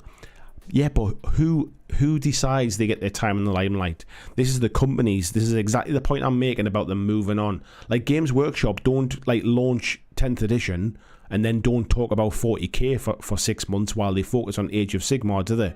They still talk about it. And I know I said they're different, they've got more people, but my point is, if they do it, there's a reason why they do it. They want to keep interest high. They want to keep people talking about it. They want to keep it high on people's list. They want to sort of influence new people to come into the hobby. There's a reason why they do it. And he's saying, do you think there's partly because of Kickstarters? I'm late to the chat. Like how it makes everything focused, then there's a lag between delivery and they're already on to the next one. I think that is definitely there's definitely an effect in that. And I think when it comes to especially the big board games, all the big sort of miniature games that run through Kickstarter, there's definitely an element of here's all the hype, Kickstarter's live, everyone's excited about it, right, it's funded, thanks very much everybody, we'll go off and we'll make it now. And then 18 months later, the game comes out and everybody just gets a huge box sent to the house and it's overwhelming. And the people that bought it 18 months ago have already got the new hotness, they're already playing with something else, they've already moved on to something else. And that ready-made community has kind of dwindled now a little bit because folks are just, oh well, yeah, that thing just arrived. So I think there's an element of that. But then again, that then pushes back to these companies that are sort of selling these games to maintain that excitement, maintain that talk. John says, I find companies losing an IP the amount of time I purchase the new rule set from Mongoose Publications, and they almost lose the IP as soon as the rules come out. In the end, I stop buying from them. Yeah. Spylo saying, you don't even have to do much. Knock out a little narrative scenario, look for the sales spike, adjust and repeat as required. I agree, mate. I am not talking about setting up studios and having kind of full gameplay videos 3 days a week and like taking on extra staff to do all this kind of stuff. I'm talking about working slightly different with what you already have. Like if you're a company that basically sings from the treetops about one of your games, you could, in theory, use some of that airtime to talk about your other products as well. And he's saying, might be a little fun free game in a month or so involving the ghouls. I like the sound of that. I'll keep my eyes out for that one. VJ saying, Annie, if you do a game with pigs, I know I'll be buying it for my partner 100%. And Annie's saying, pigs is definitely happening on the back burner while I juggle some things. Big Dave says, does anyone remember Warthrone from Avatars of War? Never heard of it, mate. Never heard of it. And he says, I've seen that quite a few times with games, just no pizzazz by the time they deliver, especially the big stuff with plastics and China involved, where it can take quite a while. Yeah, especially if there's a bit of a delay to stuff as well. And I know we've been through a lot of stuff globally, which has delayed some things for a lot of people. But yeah, when you're hyped for a Kickstarter and you're putting in potentially $200-300 or $300, and then you don't see that thing for like 2.5 years, kind of takes the shine off a little bit, doesn't it? Matt's saying, yeah, time can be a real killer between the hype phase and actually getting the product. It's one of the reasons I tend not to use Kickstarter very much anymore. I do for certain things, and I do for things that I know I'm not going to have to wait forever for them. But if it's something that's going to have like sort of an 18-month to 2-year lead time, I generally now just wait until it releases to market, because twofold. One is, I might as well have that money in my bank, and in 2 years' time, if I still want it, I'll be able to pick it up, be that second-hand Kickstarter from somebody that's lost interest, or I'll be able to pick it up at retail. And the other side of it is, I've been burned in the past where I've bought something at Kickstarter, and by the time I've paid for the shipping, it's been cheaper at retail with 20% discount. So yeah, for some of those bigger purchases now, I generally just kind of hang on and wait. For smaller stuff, like things where it's like it's not going to take sort of like 2 years to ship, or lower cost as well, I'm all for supporting people on Kickstarter trying to get things started and get things done. Features, if you have the money to pay for a marketing person, you have the money to pay for a social media person. Honestly, you need the latter more than the former now. Yeah, I don't disagree with it. And in some instances, they are one and the same, really. A lot of your marketing now is social media. So yeah, for certainly for smaller companies. John saying, I like Osprey rules. You're not tied to a certain company to purchase the minis. I have 7-year war rules, but I'm going to use them for Marburian, using Pendragon 10mm.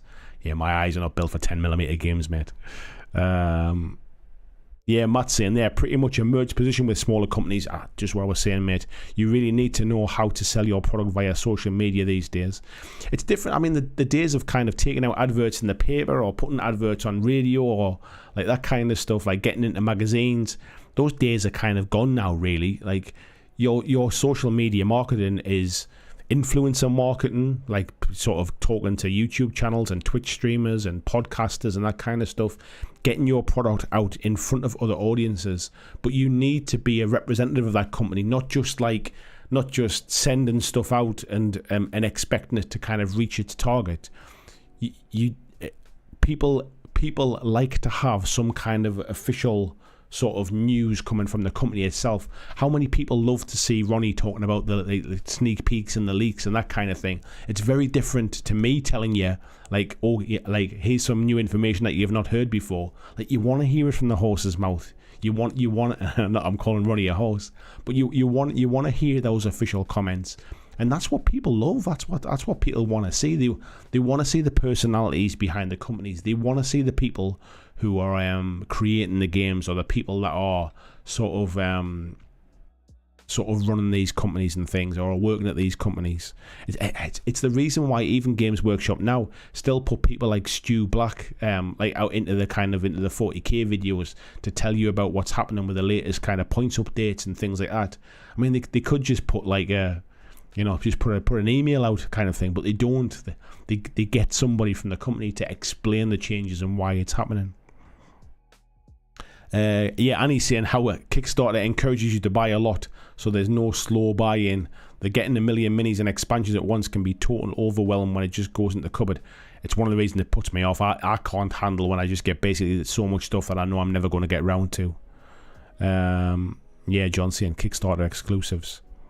And Spiderlord saying about such a sunken cost fallacy. I have so many games where the expansions aren't even touched and likely never will be. Me too, mate, as well. Like I say, it's one of the things that put me off.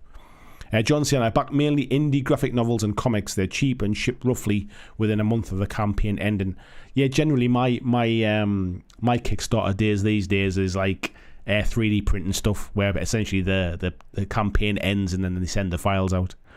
And he's saying social media stuff is essential for anyone over one person.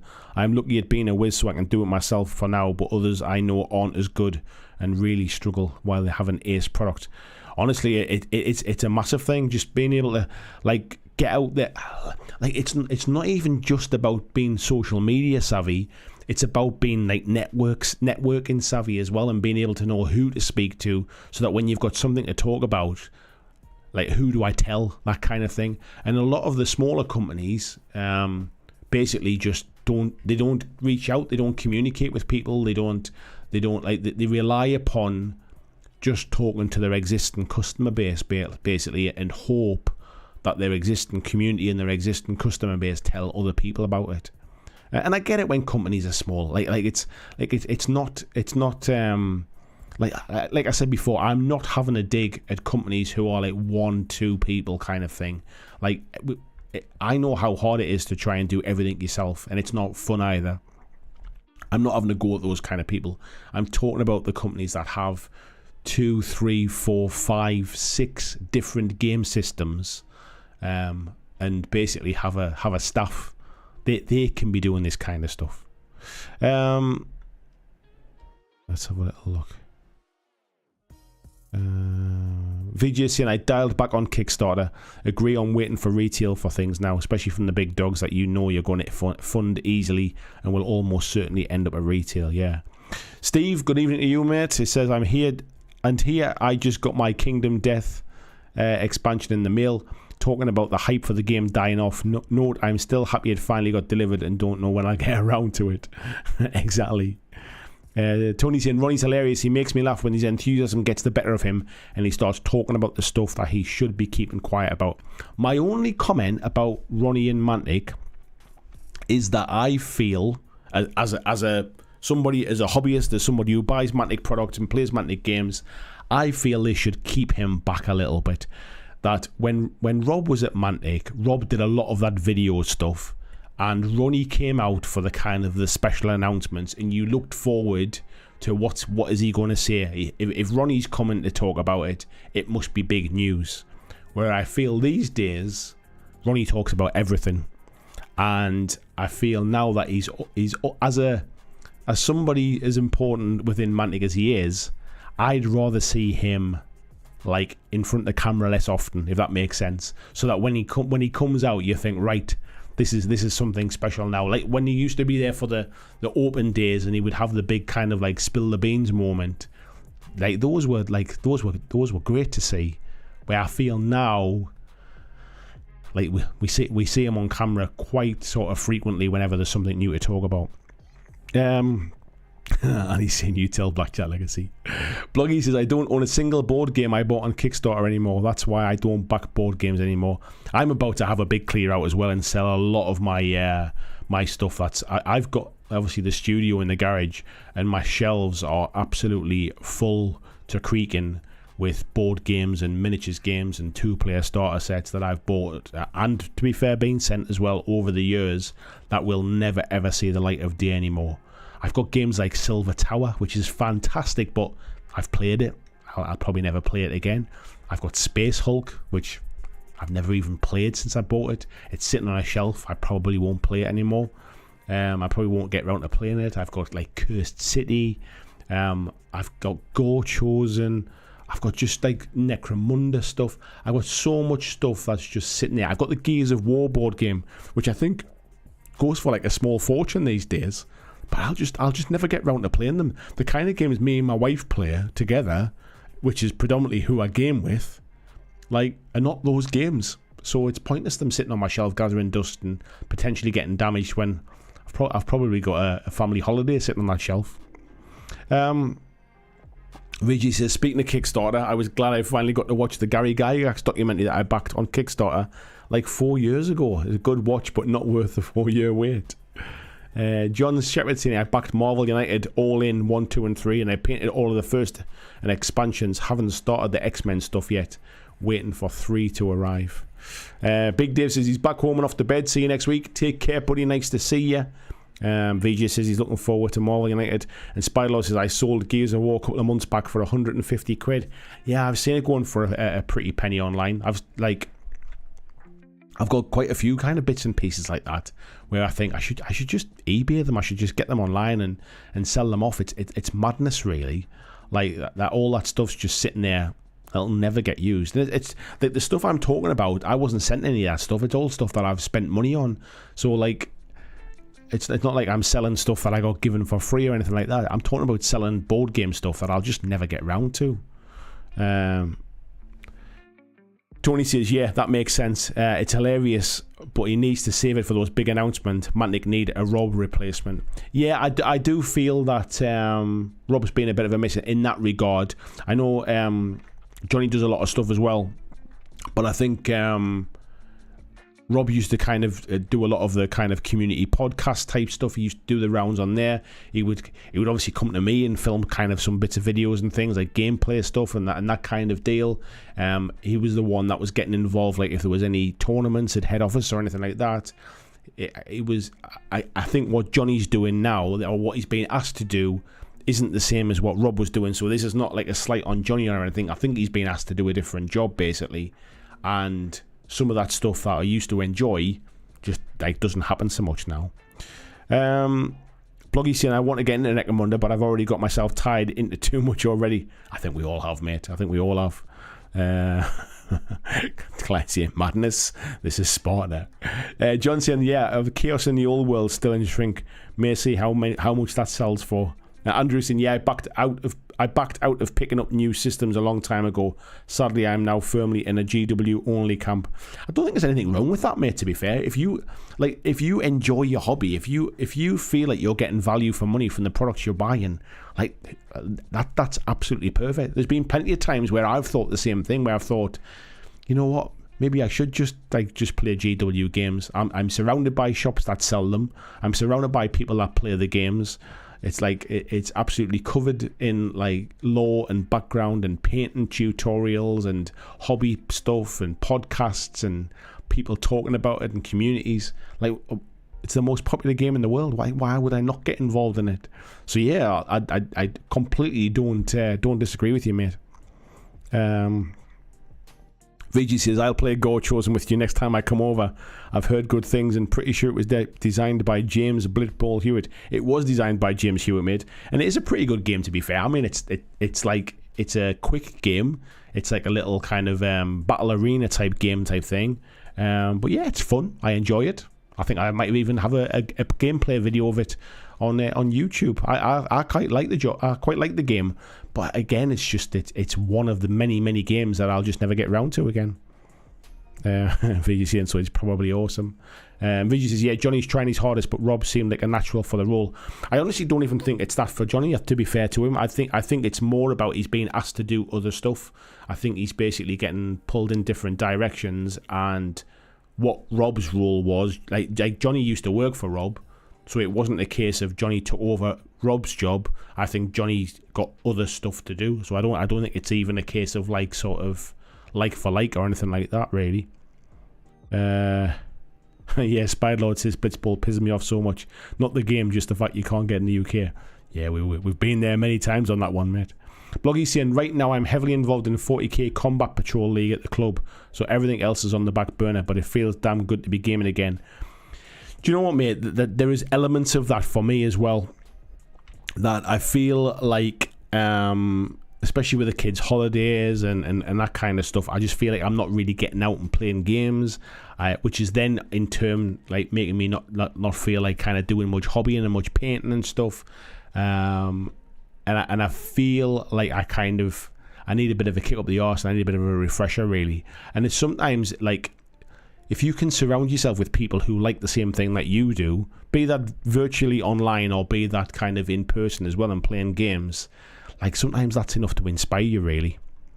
And Matt says, having a family means your priorities are elsewhere. They do when it's the 6 weeks holidays, mate, as well. I mean, we had a couple of weeks on holiday for the first 2 weeks of the 6 holidays, and then the last 4 weeks, obviously my wife's she's working away. Like for a prime example, like tomorrow morning my wife gets up and she goes to Manchester for 2 days, takes the car with her, and me and the boyos at home kind of kicking my heels, like, right, I'm looking after him on my own, and like we've got to find stuff to do and go out for the day and go for a wander and kind of find stuff to do. But just hobby takes a back seat at that point, then gaming, even work takes a back seat at that point, because I can't like sort of just go, you deal with yourself, 6-year-old child, I'm making videos in here kind of thing, or I'm painting miniatures or something like that. I have to make a video.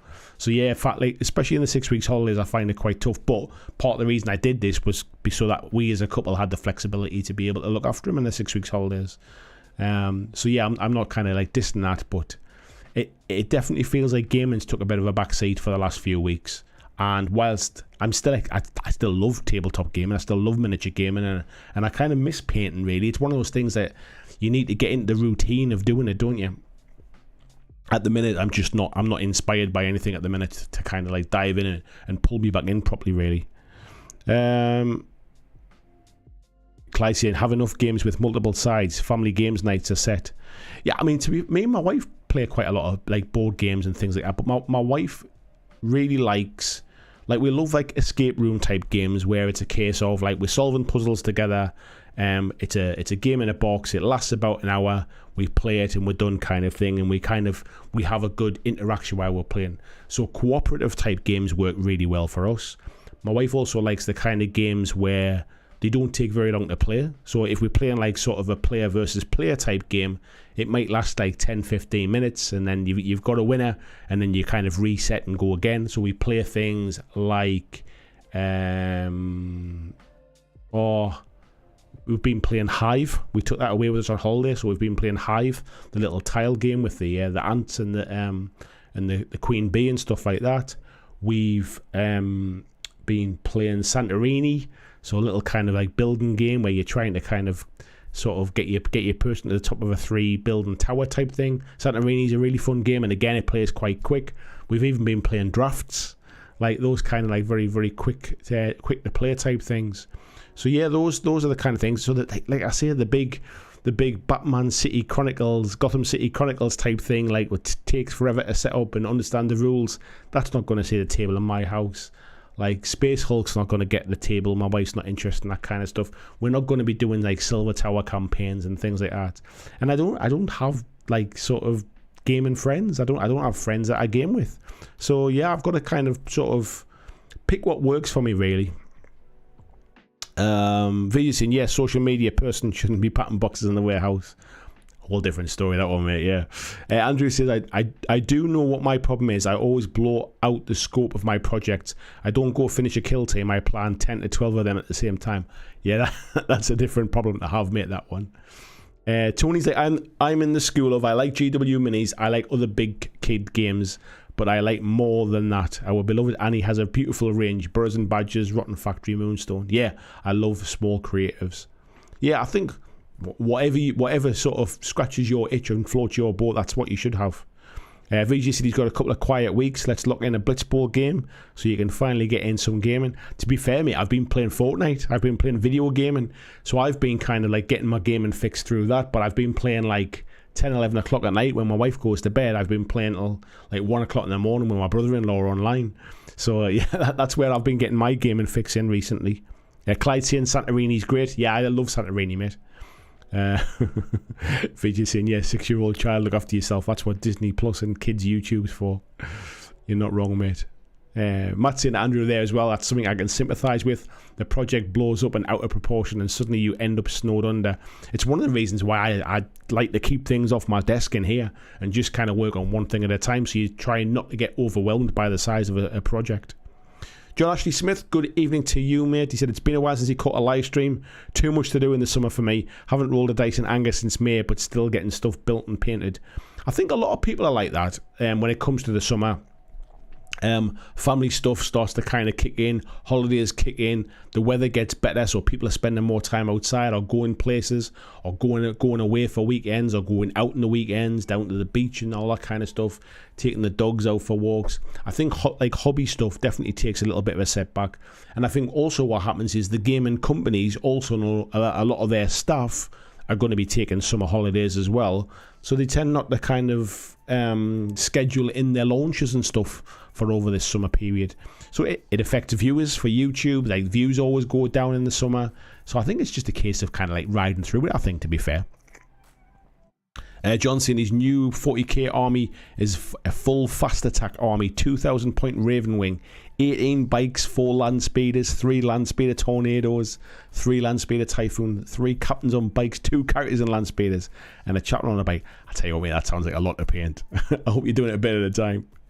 Really saying, when you, Lou and Jack will get over here, we need to have a board game night. That'll be cool, mate. That would be cool. Be cool to get the trip to Oz first. Matt says, right, I need to skedaddle. I love that word, skedaddle. Have a good evening and sweet dreams for you. Take care, Matt. Thanks for coming in. And yeah, Annie's saying, yeah, summer is rubbish as a gaming company. Dang, sunshine. Yeah, you're not wrong. I definitely see it when it comes to things like YouTube views and stuff like that. And it also kind of makes me feel like I could put loads of effort into doing a really good video at the minute, but I know it's going to not do very well. So part of me ends up like sitting on some of those ideas until kind of like September comes around, and then I start to put them out again. So that, like, there's an element of like, why kill myself over a video that I know is not going to do particularly well because nobody's watching YouTube stuff at the minute. And I know everybody says, well, I'll watch YouTube. Like, we're all here watching YouTube. Like, statistically, I can go back over the whatever it is, nearly 7 years I've been doing this. Summer is always a dip. It's always a dip. Greg says, I'm lucky to have lured many non-wargaming friends into playing whatever is my current fetish. I have a nice designed space, but lots of work, build and painting for several friends. Yeah, I think that. It's great when you can do that, mate. I generally just don't have friends, if I'm being perfectly honest. Like, I don't have any kind of, especially working for myself now, it's not even like I work with people to have contact with. So I'm not antisocial. I'm a bloke in my 40s who just kind of ended up like, had a load of drinking buddies over the years and people I went to the match with and things like that, and people I rode motorbikes with, and then over the years they've all just kind of drifted away to do other things, and they've got married and they've moved away, or they're not doing the hobbies that they used to do, kind of thing. Just how it happens, mate. That's just one of those things. Let's have a little look here. John saying, yeah, nice weather's a good excuse. The rest of the year you'd rather stay indoors anyway. Exactly, mate. Pumpkin Man saying, while it takes a bit due to the fact it's based on a video game, Modiphius, Fallout, Wasteland Warfare is a great, good models, lore and fun to play. I've never really been into the Fallout games. I played Fallout 4 a little bit, but I have heard good things about the game, to be fair. Clyde says, painting challenges have been blowing through my backlog beautifully. That's good to hear, mate. I'm glad it's kind of pushing you through. Andrew says, that's true, Clyde. I've painted a good number of models I wouldn't have otherwise. That is good to hear, to be fair. Clyde saying, oh geez, now we need to go over to Andy's and B's friends. You're all welcome. Come and see me. Andy saying, no, come here and play a Walking Dead with us and Kings of War with Andy. You know what?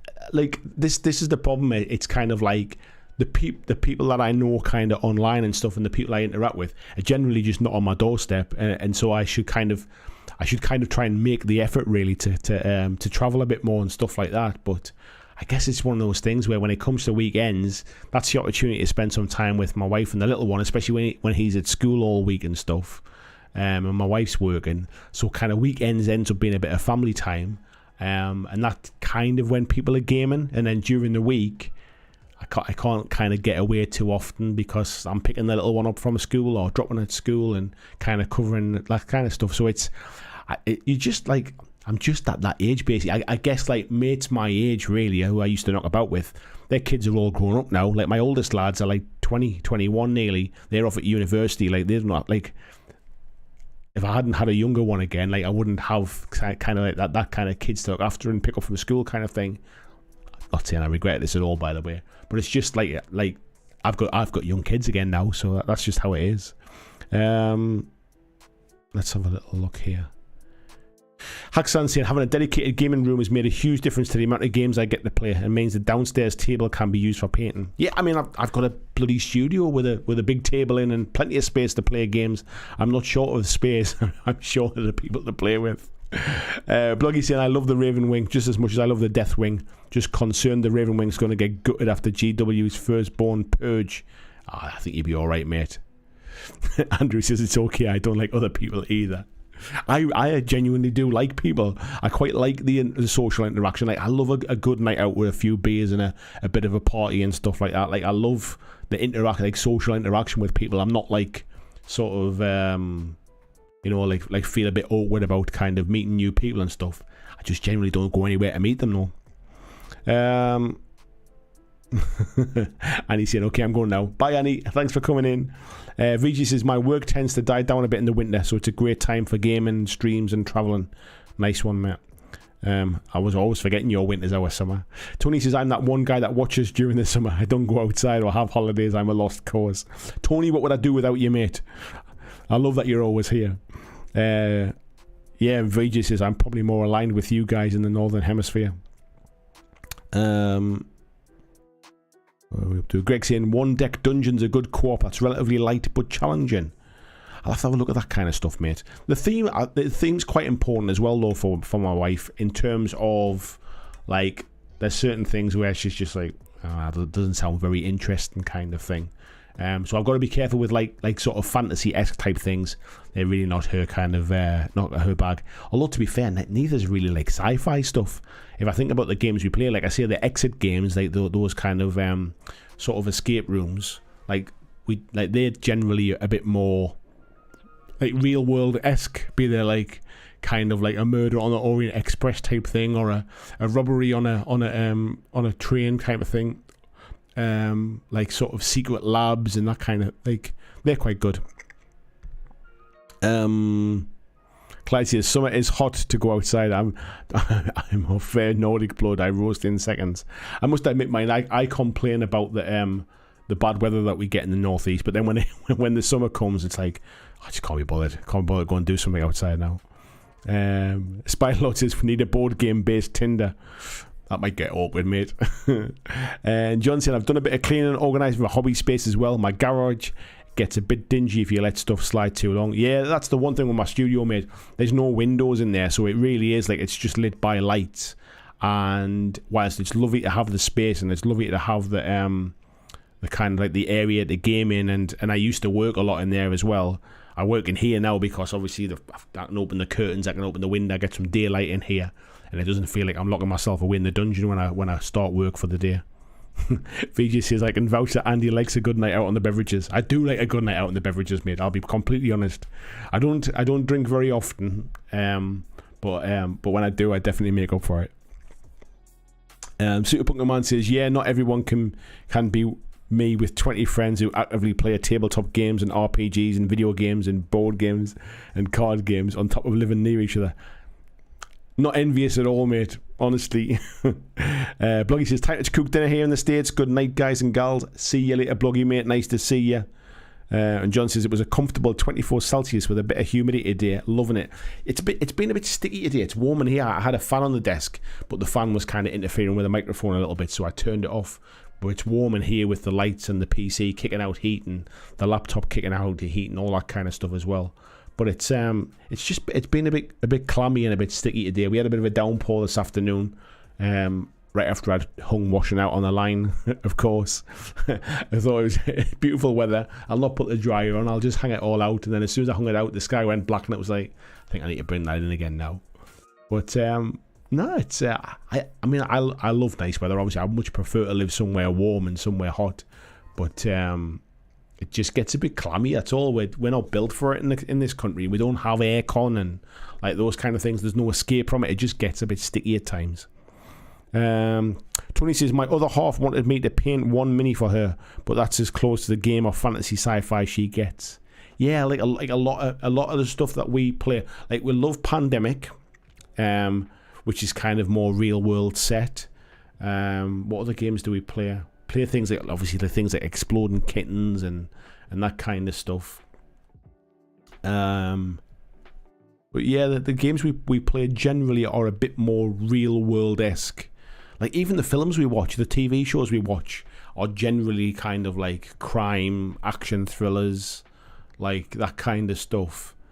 Definitely horror films. There's definitely less, like, we don't really watch sci-fi stuff together. Like, my wife's not really into like the Marvel stuff or anything like that. We'd never dream of sitting down to watch like Lord of the Rings or kind of Game of Thrones together. That's not her kind of bag either. So I guess that influences the games we play as well. Mark Zielinski, hello, you little fella. I was going to say, you little angel. How are you doing, mate? How are you doing, fella? He said he's in late, but hello, I'll have to catch up on the replay. Please do, mate. Let me know what you think. Greg says, pretty common for middle-aged men to lose friendships, and it's fairly unhealthy.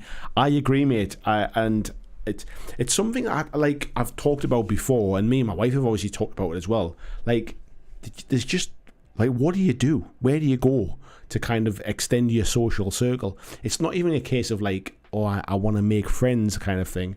It's like, where do you even go to like extend it? Like, do you go at the pub and basically sit and watch the football and try and break a conversation with somebody else that's sitting watching the football? Like, do you like, I haven't even got a dog to take a dog for a walk and chat to random strangers kind of thing. The problem with it is it becomes exasperated by the fact that I work on my own and I work at home, so I don't even really go out anywhere to kind of meet people either. It was different even when I was like working in an office. Like, there was other people where you'd maybe go for a pint after work kind of thing or something like that, or you were sitting having conversations during the day about, oh, did you see the match at the weekend, or have you seen that film, or did you see that thing in the news, or whatever it is, just having general, bits of chit chat and conversation. When all that goes, it is kind of weird, mind. VJ saying, board game Tinder was game 4. Uncle Adam's app. Bloody COVID killed it. Yeah, it did, mate, to be fair. Andrew says, yeah, getting a wife and children killed my gaming. Wouldn't give them up for the world, though. To be fair, mate, I wasn't really gaming before me and my missus got together. I had a big gap away from gaming when I first got divorced, because basically I sold a lot of my stuff because I was skint at the time. So all my War Machine stuff I basically sold off. I sold off all my paints and all that kind of stuff, basically just to get some money, really. And I didn't really go back to gaming for quite some time. It wasn't until Jackson came along and I was back at home again. I wasn't going out kind of partying and stuff like that and living the high life and having holidays and all that kind of stuff. Was back at home with kids again. And that I kind of got back into it and picked it up again. So look, John says we'll be back at our regular Friday, Saturday games night in September. Gaslands and Battletech, possibly Stargrave, but it depends on me getting a couple more figures for aliens and such. Nice, mate. Spiderlaw says, have you tried the Forbidden games, Island and Desert? There's a new one coming called Forbidden Jungle. We've got Forbidden Island, mate. Big fan of that one as well. But we have it as an iPad app, which just saves you kind of setting it up and shuffling cards and kind of stuff like that. It's one of them things that we often play, like if we're away for the weekend or we're going on holiday. Little one's got the iPad with him anyway, so it's a game. Once he goes to bed, we can kind of sit and play that kind of thing. So yeah, love that, mate. John says, I don't watch many horror movies, but I rewatched Outpost and love that movie. Horror movies are my favourite, mate. That's my favourite genre, to be fair. VJ says that the older you get, the harder it is to make time for friends and social activities, especially if it's not one of the more socially acceptable ones like sport. It's tough, mate, honestly. I also don't want my social life to revolve around going for beer, because I think that's unhealthy in itself as well. And it generally feels when you get to this age like the options are go to the pub or go to the match and go to the pub or go out for a few beers, like kind of thing. Like everything seems to revolve around, especially in the UK, and I don't know why that is. Everything seems to revolve around kind of, especially when you're a bloke in your 40s, having a pint seems to be the socially acceptable thing to do. Let's have a little look here. Mark saying, my wife loves Marvel. She's rewatching everything in date order with my son. Nice, mate. I would say Lou quite enjoyed the Guardians of the Galaxy movies, but she's not been the slightest bit interested in like Avengers, and like I watched kind of like all of the stuff on Disney Plus, like the new like the Secret Invasion stuff and the Moon Knight stuff and all that kind of things. That's more my bag. I really enjoy them, but it's not something we watch together, to be fair. Tony says, never had a social circle. I wouldn't know where to start. Never even had friends at school. I always have. It's only kind of like sort of, I would say, the last maybe last 8 years or so like that. And it's been, I used to travel a lot with my job, so it was really hard to make firm plans, because quite often I would make plans to have a gaming night and it'd be like, oh, I've got to cancel because now I've got to travel with work. I've got to go away somewhere at short notice. So those kind of fell by the wayside a little bit. And then obviously leaving my job to do this full time at the same time the pandemic hit, it really just kind of put a bit of a brick wall up, and it's never been the same since, if I'm honest. VG saying, I've managed to keep my friend circle pretty well and try to make the time to be a bit of a nexus for getting my mates together for gaming and concerts. That's the other thing as well. I'm not the person that pulls all that stuff together. My wife is an absolute star with her friendship circle and her friends, because she's got a few groups of friends who she kind of sees at different times, and she is absolutely kind of the person that keeps them plates spinning and keeps in touch and asks how someone's doing and let's sort this out, let's do that. I am not like that kind of person. I need somebody like her as a friend to basically go, should we go for a pint, or should we do that, or the new Marvel film's out, I'm going to take the band to see it, do you want to come along, kind of thing. Those kind of stuff. I don't do that stuff myself. John saying, I'm intrigued by the latest Osprey games that's causing some buzz. The Doomed. Just the name sparks my imagination. It's supposed to be a kit basher's dream. Never heard of it, mate. I'll have to do some digging. Spyler Lord saying, moved to Nottingham 3 years ago with my missus. Have met no one, and I'm not the most social of creatures, sadly. I guess Nottingham is, in terms of being a gaming venue, mate, I would imagine if you really wanted to get out there and meet people, I can't imagine it would be too difficult. But then who am I to tell other people how easy it is? Mark's saying the Forbidden Island app is awesome. It works a treat, mate. It really does do well. Clyde saying, my social life is taking my son somewhere. Yeah. So is mine, I think. John says, I got my brother-in-law into hobby, so I got an excuse at family functions to stray into game discussions. I think, I've got a couple of brother-in-laws as well, and to be fair, one of them, we often kind of go to football and stuff like that, and we'll watch a match together or something like that. But we're generally we're not the kind of, we're both similar when it comes to we don't text each other very often or anything like that. And I've got another brother-in-law as well who was into kind of tabletop gaming a little bit, but he's kind of drifted away from that now. But plays a lot of video games and stuff like that. So I've been playing Fortnite late at night with him. So once his kids go to bed and his wife's in bed, and my wife's in bed and the little one's in bed, we've been having a couple of hours, probably 11 o'clock until 1 o'clock in the morning or something, playing video games online together. And so that's about as social as I get, really. Haxan said, I was part of a motorcycle club. We were based in East Anglia. I live in Birmingham. when that folded, I lost my friendship group. Then my wife moved out after 33 years. That will definitely change things, mate. It definitely does. VG says, so what Andy's saying, he pretended to be normal until he hooked Lou and then let his nerd flag fly. Do you know what it is? She knew about it. Like, she knew that I used to be into that kind of stuff, but she also knew that I didn't really kind of like do it anymore. But then, like I say, when Jackson come along, I just had more time on my hands. When me and Lou first got together, like, we used to be out a lot. We both worked at the same place. We both worked in a different city, so we'd be staying away during the week and stuff like that. And when we came home on a weekend, I would see my older lads at the weekend. They would come and stay for a couple of days, and then me and Lou would go out. So I didn't really have a lot of free time for like hobby and stuff. But then once Jackson come along, and we weren't travelling as much as we used to, and the older lads got older and didn't kind of, they wanted to do their own things on weekends and stuff. So that's when I started to kind of get back into it again. John said, I'm hoping to play Ares Expedition this weekend with my mates as I'm off work. Love that card game. Not something I'm familiar with, mate.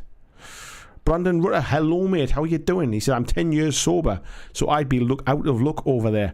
I tell you what, mate, that there's been plenty of times where I've thought for my own health, like, I don't drink very often anyway, if I'm perfectly honest. It's not like I have a few pints every night or something like that, or I have a few pints every week even. I can go like sort of weeks and weeks and even months sometimes without having a drink. But I enjoy the social aspect of going out and socialising, and generally, like, especially in England, but definitely within the northeast of England, like, pub culture is part of our, like, bread and butter, really. And I can't imagine what I would do if I didn't kind of partake in that kind of thing. Like, a prime example is a friend of mine who lives down in like near Manchester, near Liverpool, where we used to work together. We go on holiday once a year with him and some of his friends, and we went last October. We're going again this October as well. And what we will do when we go on holiday is consume lots of alcohol, and it will be a case of getting off the plane. People are flying from all over the UK to the holiday destination. We're there for a long weekend, and we will all meet in the pub, and we'll all have a few beers, and we'll go and watch the football, and then we'll all go for some nice food, and then we'll spend the night going pub to pub and kind of watching shows and singers and bands and stuff like that, and kind of dancing to the early hours of the morning, and get a takeaway and go back to the hotel, and then get up the next day and do it all again, and then get up the next day and do it all again, and then fly home again. And it's like, if I gave up drinking, like, I'm not sure I could even go on that holiday anymore. I don't think I could. I don't think I'd want to be around people who were just boozing for like 3 days and not like feel like I was part of it.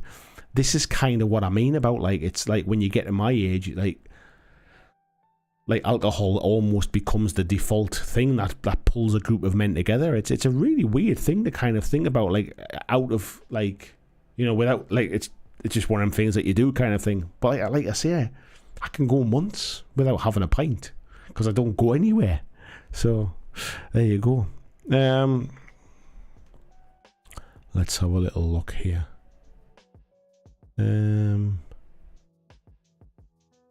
Tony saying Outpost was a fantastic movie. I loved the whole unified field theory thing. The physics side really floored my boat. I don't think I've seen it, mate. I think I'll have to check that one out. John says, I've been off of booze since 96. No way I could go to the UK again. And VG says, yeah, alcohol should be an enhancement, not the core of a social activity. Yeah, I mean, it's like, it's not like I kind of drink to excess. Like, when it, like, I can quite happily go, like, when I sometimes go out with my sons, for example, we can sometimes have a night out, and like, I probably have like 3 pints or something like that. But it's more the effect. It's more the thing of like, let's all just go and do something together, kind of thing. Like, oh, there might be a football match on or something. Let's all go to the pub. We'll watch the match. We'll sit and have a bit chat. It's a good excuse to get together, kind of thing. So it's not even like the excess of it. It's just the like you say. It's just that's what you do. Weirdly, Super Pokemon says, I found almost all my current friends because of gaming while in college, and we've kept gaming together and been friends since 2005. Amazing, mate. V says, I like to see them do more with Moon Knight. I love the Egyptian mythology, and the actor's portrayal of the split personality thing was very cool. I'll tell you what, mate, Moon Knight's one of my favourite characters, 100%. And he's saying, right, time to get the kiddo ready for school. Take care, mate. I'll speak to you soon. John saying, I played Battlefront 2 and 3 with my nephew for a couple of years. Good bonding. 21st century style. We still laugh with each other about some of the nutty games we played together now and again. As I was just saying last week as well, I basically started to get into Fortnite recently because I wanted a game that me and my 3 sons could play together. And that's what we kind of chose because it was free, and we've all got different kind of consoles, and it's something we could play across the different consoles and stuff. So it's something I've been playing with my 2 oldest sons and my youngest son as like a 4-man team kind of thing together, and it's been fantastic from that. But I actually found I really enjoyed the game as well. Johnson, Ori's Expedition is the Terraforming Mars card game. Now it makes sense, mate. Now it makes sense. Brandon Rutter says, where was that one? Pretty sure my ancestors left the UK because of pub culture. Wouldn't surprise me, mate. Hacksan says, I'm a drug and alcohol worker, and so I see the worst that alcohol can do. I do drink, but 1 or 2 is my limit. Yeah, I can imagine that changes your viewpoint on stuff, mate. Clyde says, we'll kidnap you and we'll have a massive campaign war game or something. Nice one, mate. And Super Punkin Man is saying, although I do not drink alcohol at all, I can still socialise even at a bar, but I would just never go to one on my own. Yeah, I think it's more a case of like I say, if I was just going with the kids for like sort of 2 or 3 or something like that, I could quite happily just take the car instead and just have like a Coke or something like that. But the idea of having a full night out or a full like day, if you like a holiday type thing, I can't imagine drinking like 10 pints of Coke, if you like. I think I'd feel pretty rough after 10 pints of Coke. Or 10 pints of orange juice, if you like. I think I'd feel a bit rough after that. Let's have a little look here. Hacksansis mentioned Rogue Angels, and they had a playthrough planned. Fantastic, mate. Explore Norfolk says, I stopped drinking late 2018, eventually ended up getting cast out when I refused to be the guaranteed designated driver. Just no funny world, isn't it? I tell you what, mate, that's a very, very good point. People start, like, you end up just becoming the taxi driver for everyone else, and that's another reason that it's a bit of like a weird one. And I think also people are like, and we're on a completely different tangent now, but if I went to the pub with one friend, I think they feel awkward drinking if I'm not. Like, I know that shouldn't be the case, but I think people are funny like that. It's almost like you need your wingman kind of thing. Tony says, I hate being near to people. It terrifies me. I don't do pubs, and even time in supermarket shopping when there's no one around. Lockdown was probably the only time I felt safe. It's weird, mate, isn't it? We're all different, and we all like different stuff. I love being around people. Like, the only kind of thing I do these days is I go for a cup of coffee at a coffee shop so that I can kind of sit, and I'll take my laptop, I'll do some work and stuff, but like just to have a bit of buzz and a bit of noise and see people, because otherwise other than my family, I think the weeks would go by and I wouldn't see anyone. Anyway, I think what we'll do is we'll wrap it up there. We've been going for a couple of hours now. As I said, I was down at Mandic last week filming I was filming a video, but it ended up going on that long. I think I'm going to break it up into a couple of videos. So Ronnie was talking about the Kings of War global campaign that's coming up. He was talking about some stuff that's releasing soon for Kings of War. We talked about the new Twilight Kin stuff, and he had some miniatures to show off. We talked about the new Warpath small scale thing. We talked about some stuff in the future, which I'll not spoil. But yeah, there's quite a bit of stuff coming up on that. I also eventually got the Grid Wars stuff arrived from Poland. It took about 3.5 weeks, nearly 4 weeks to arrive. That came the back end of last week. I've just not had a chance to do anything with it yet. So yeah, I should at some point this week, if I get some time when my wife's back from Manchester, I should be cracking on with making the video for that one. So yeah. That's what's on the cards at the moment. So take care, everyone. Don't forget, we are busy doing the August painting challenge. It is Alternative August is the theme this month. So take care with that and see what you can do for that one. So thanks everyone. Appreciate you all coming into the stream tonight, and I will see you next week. Bye folks.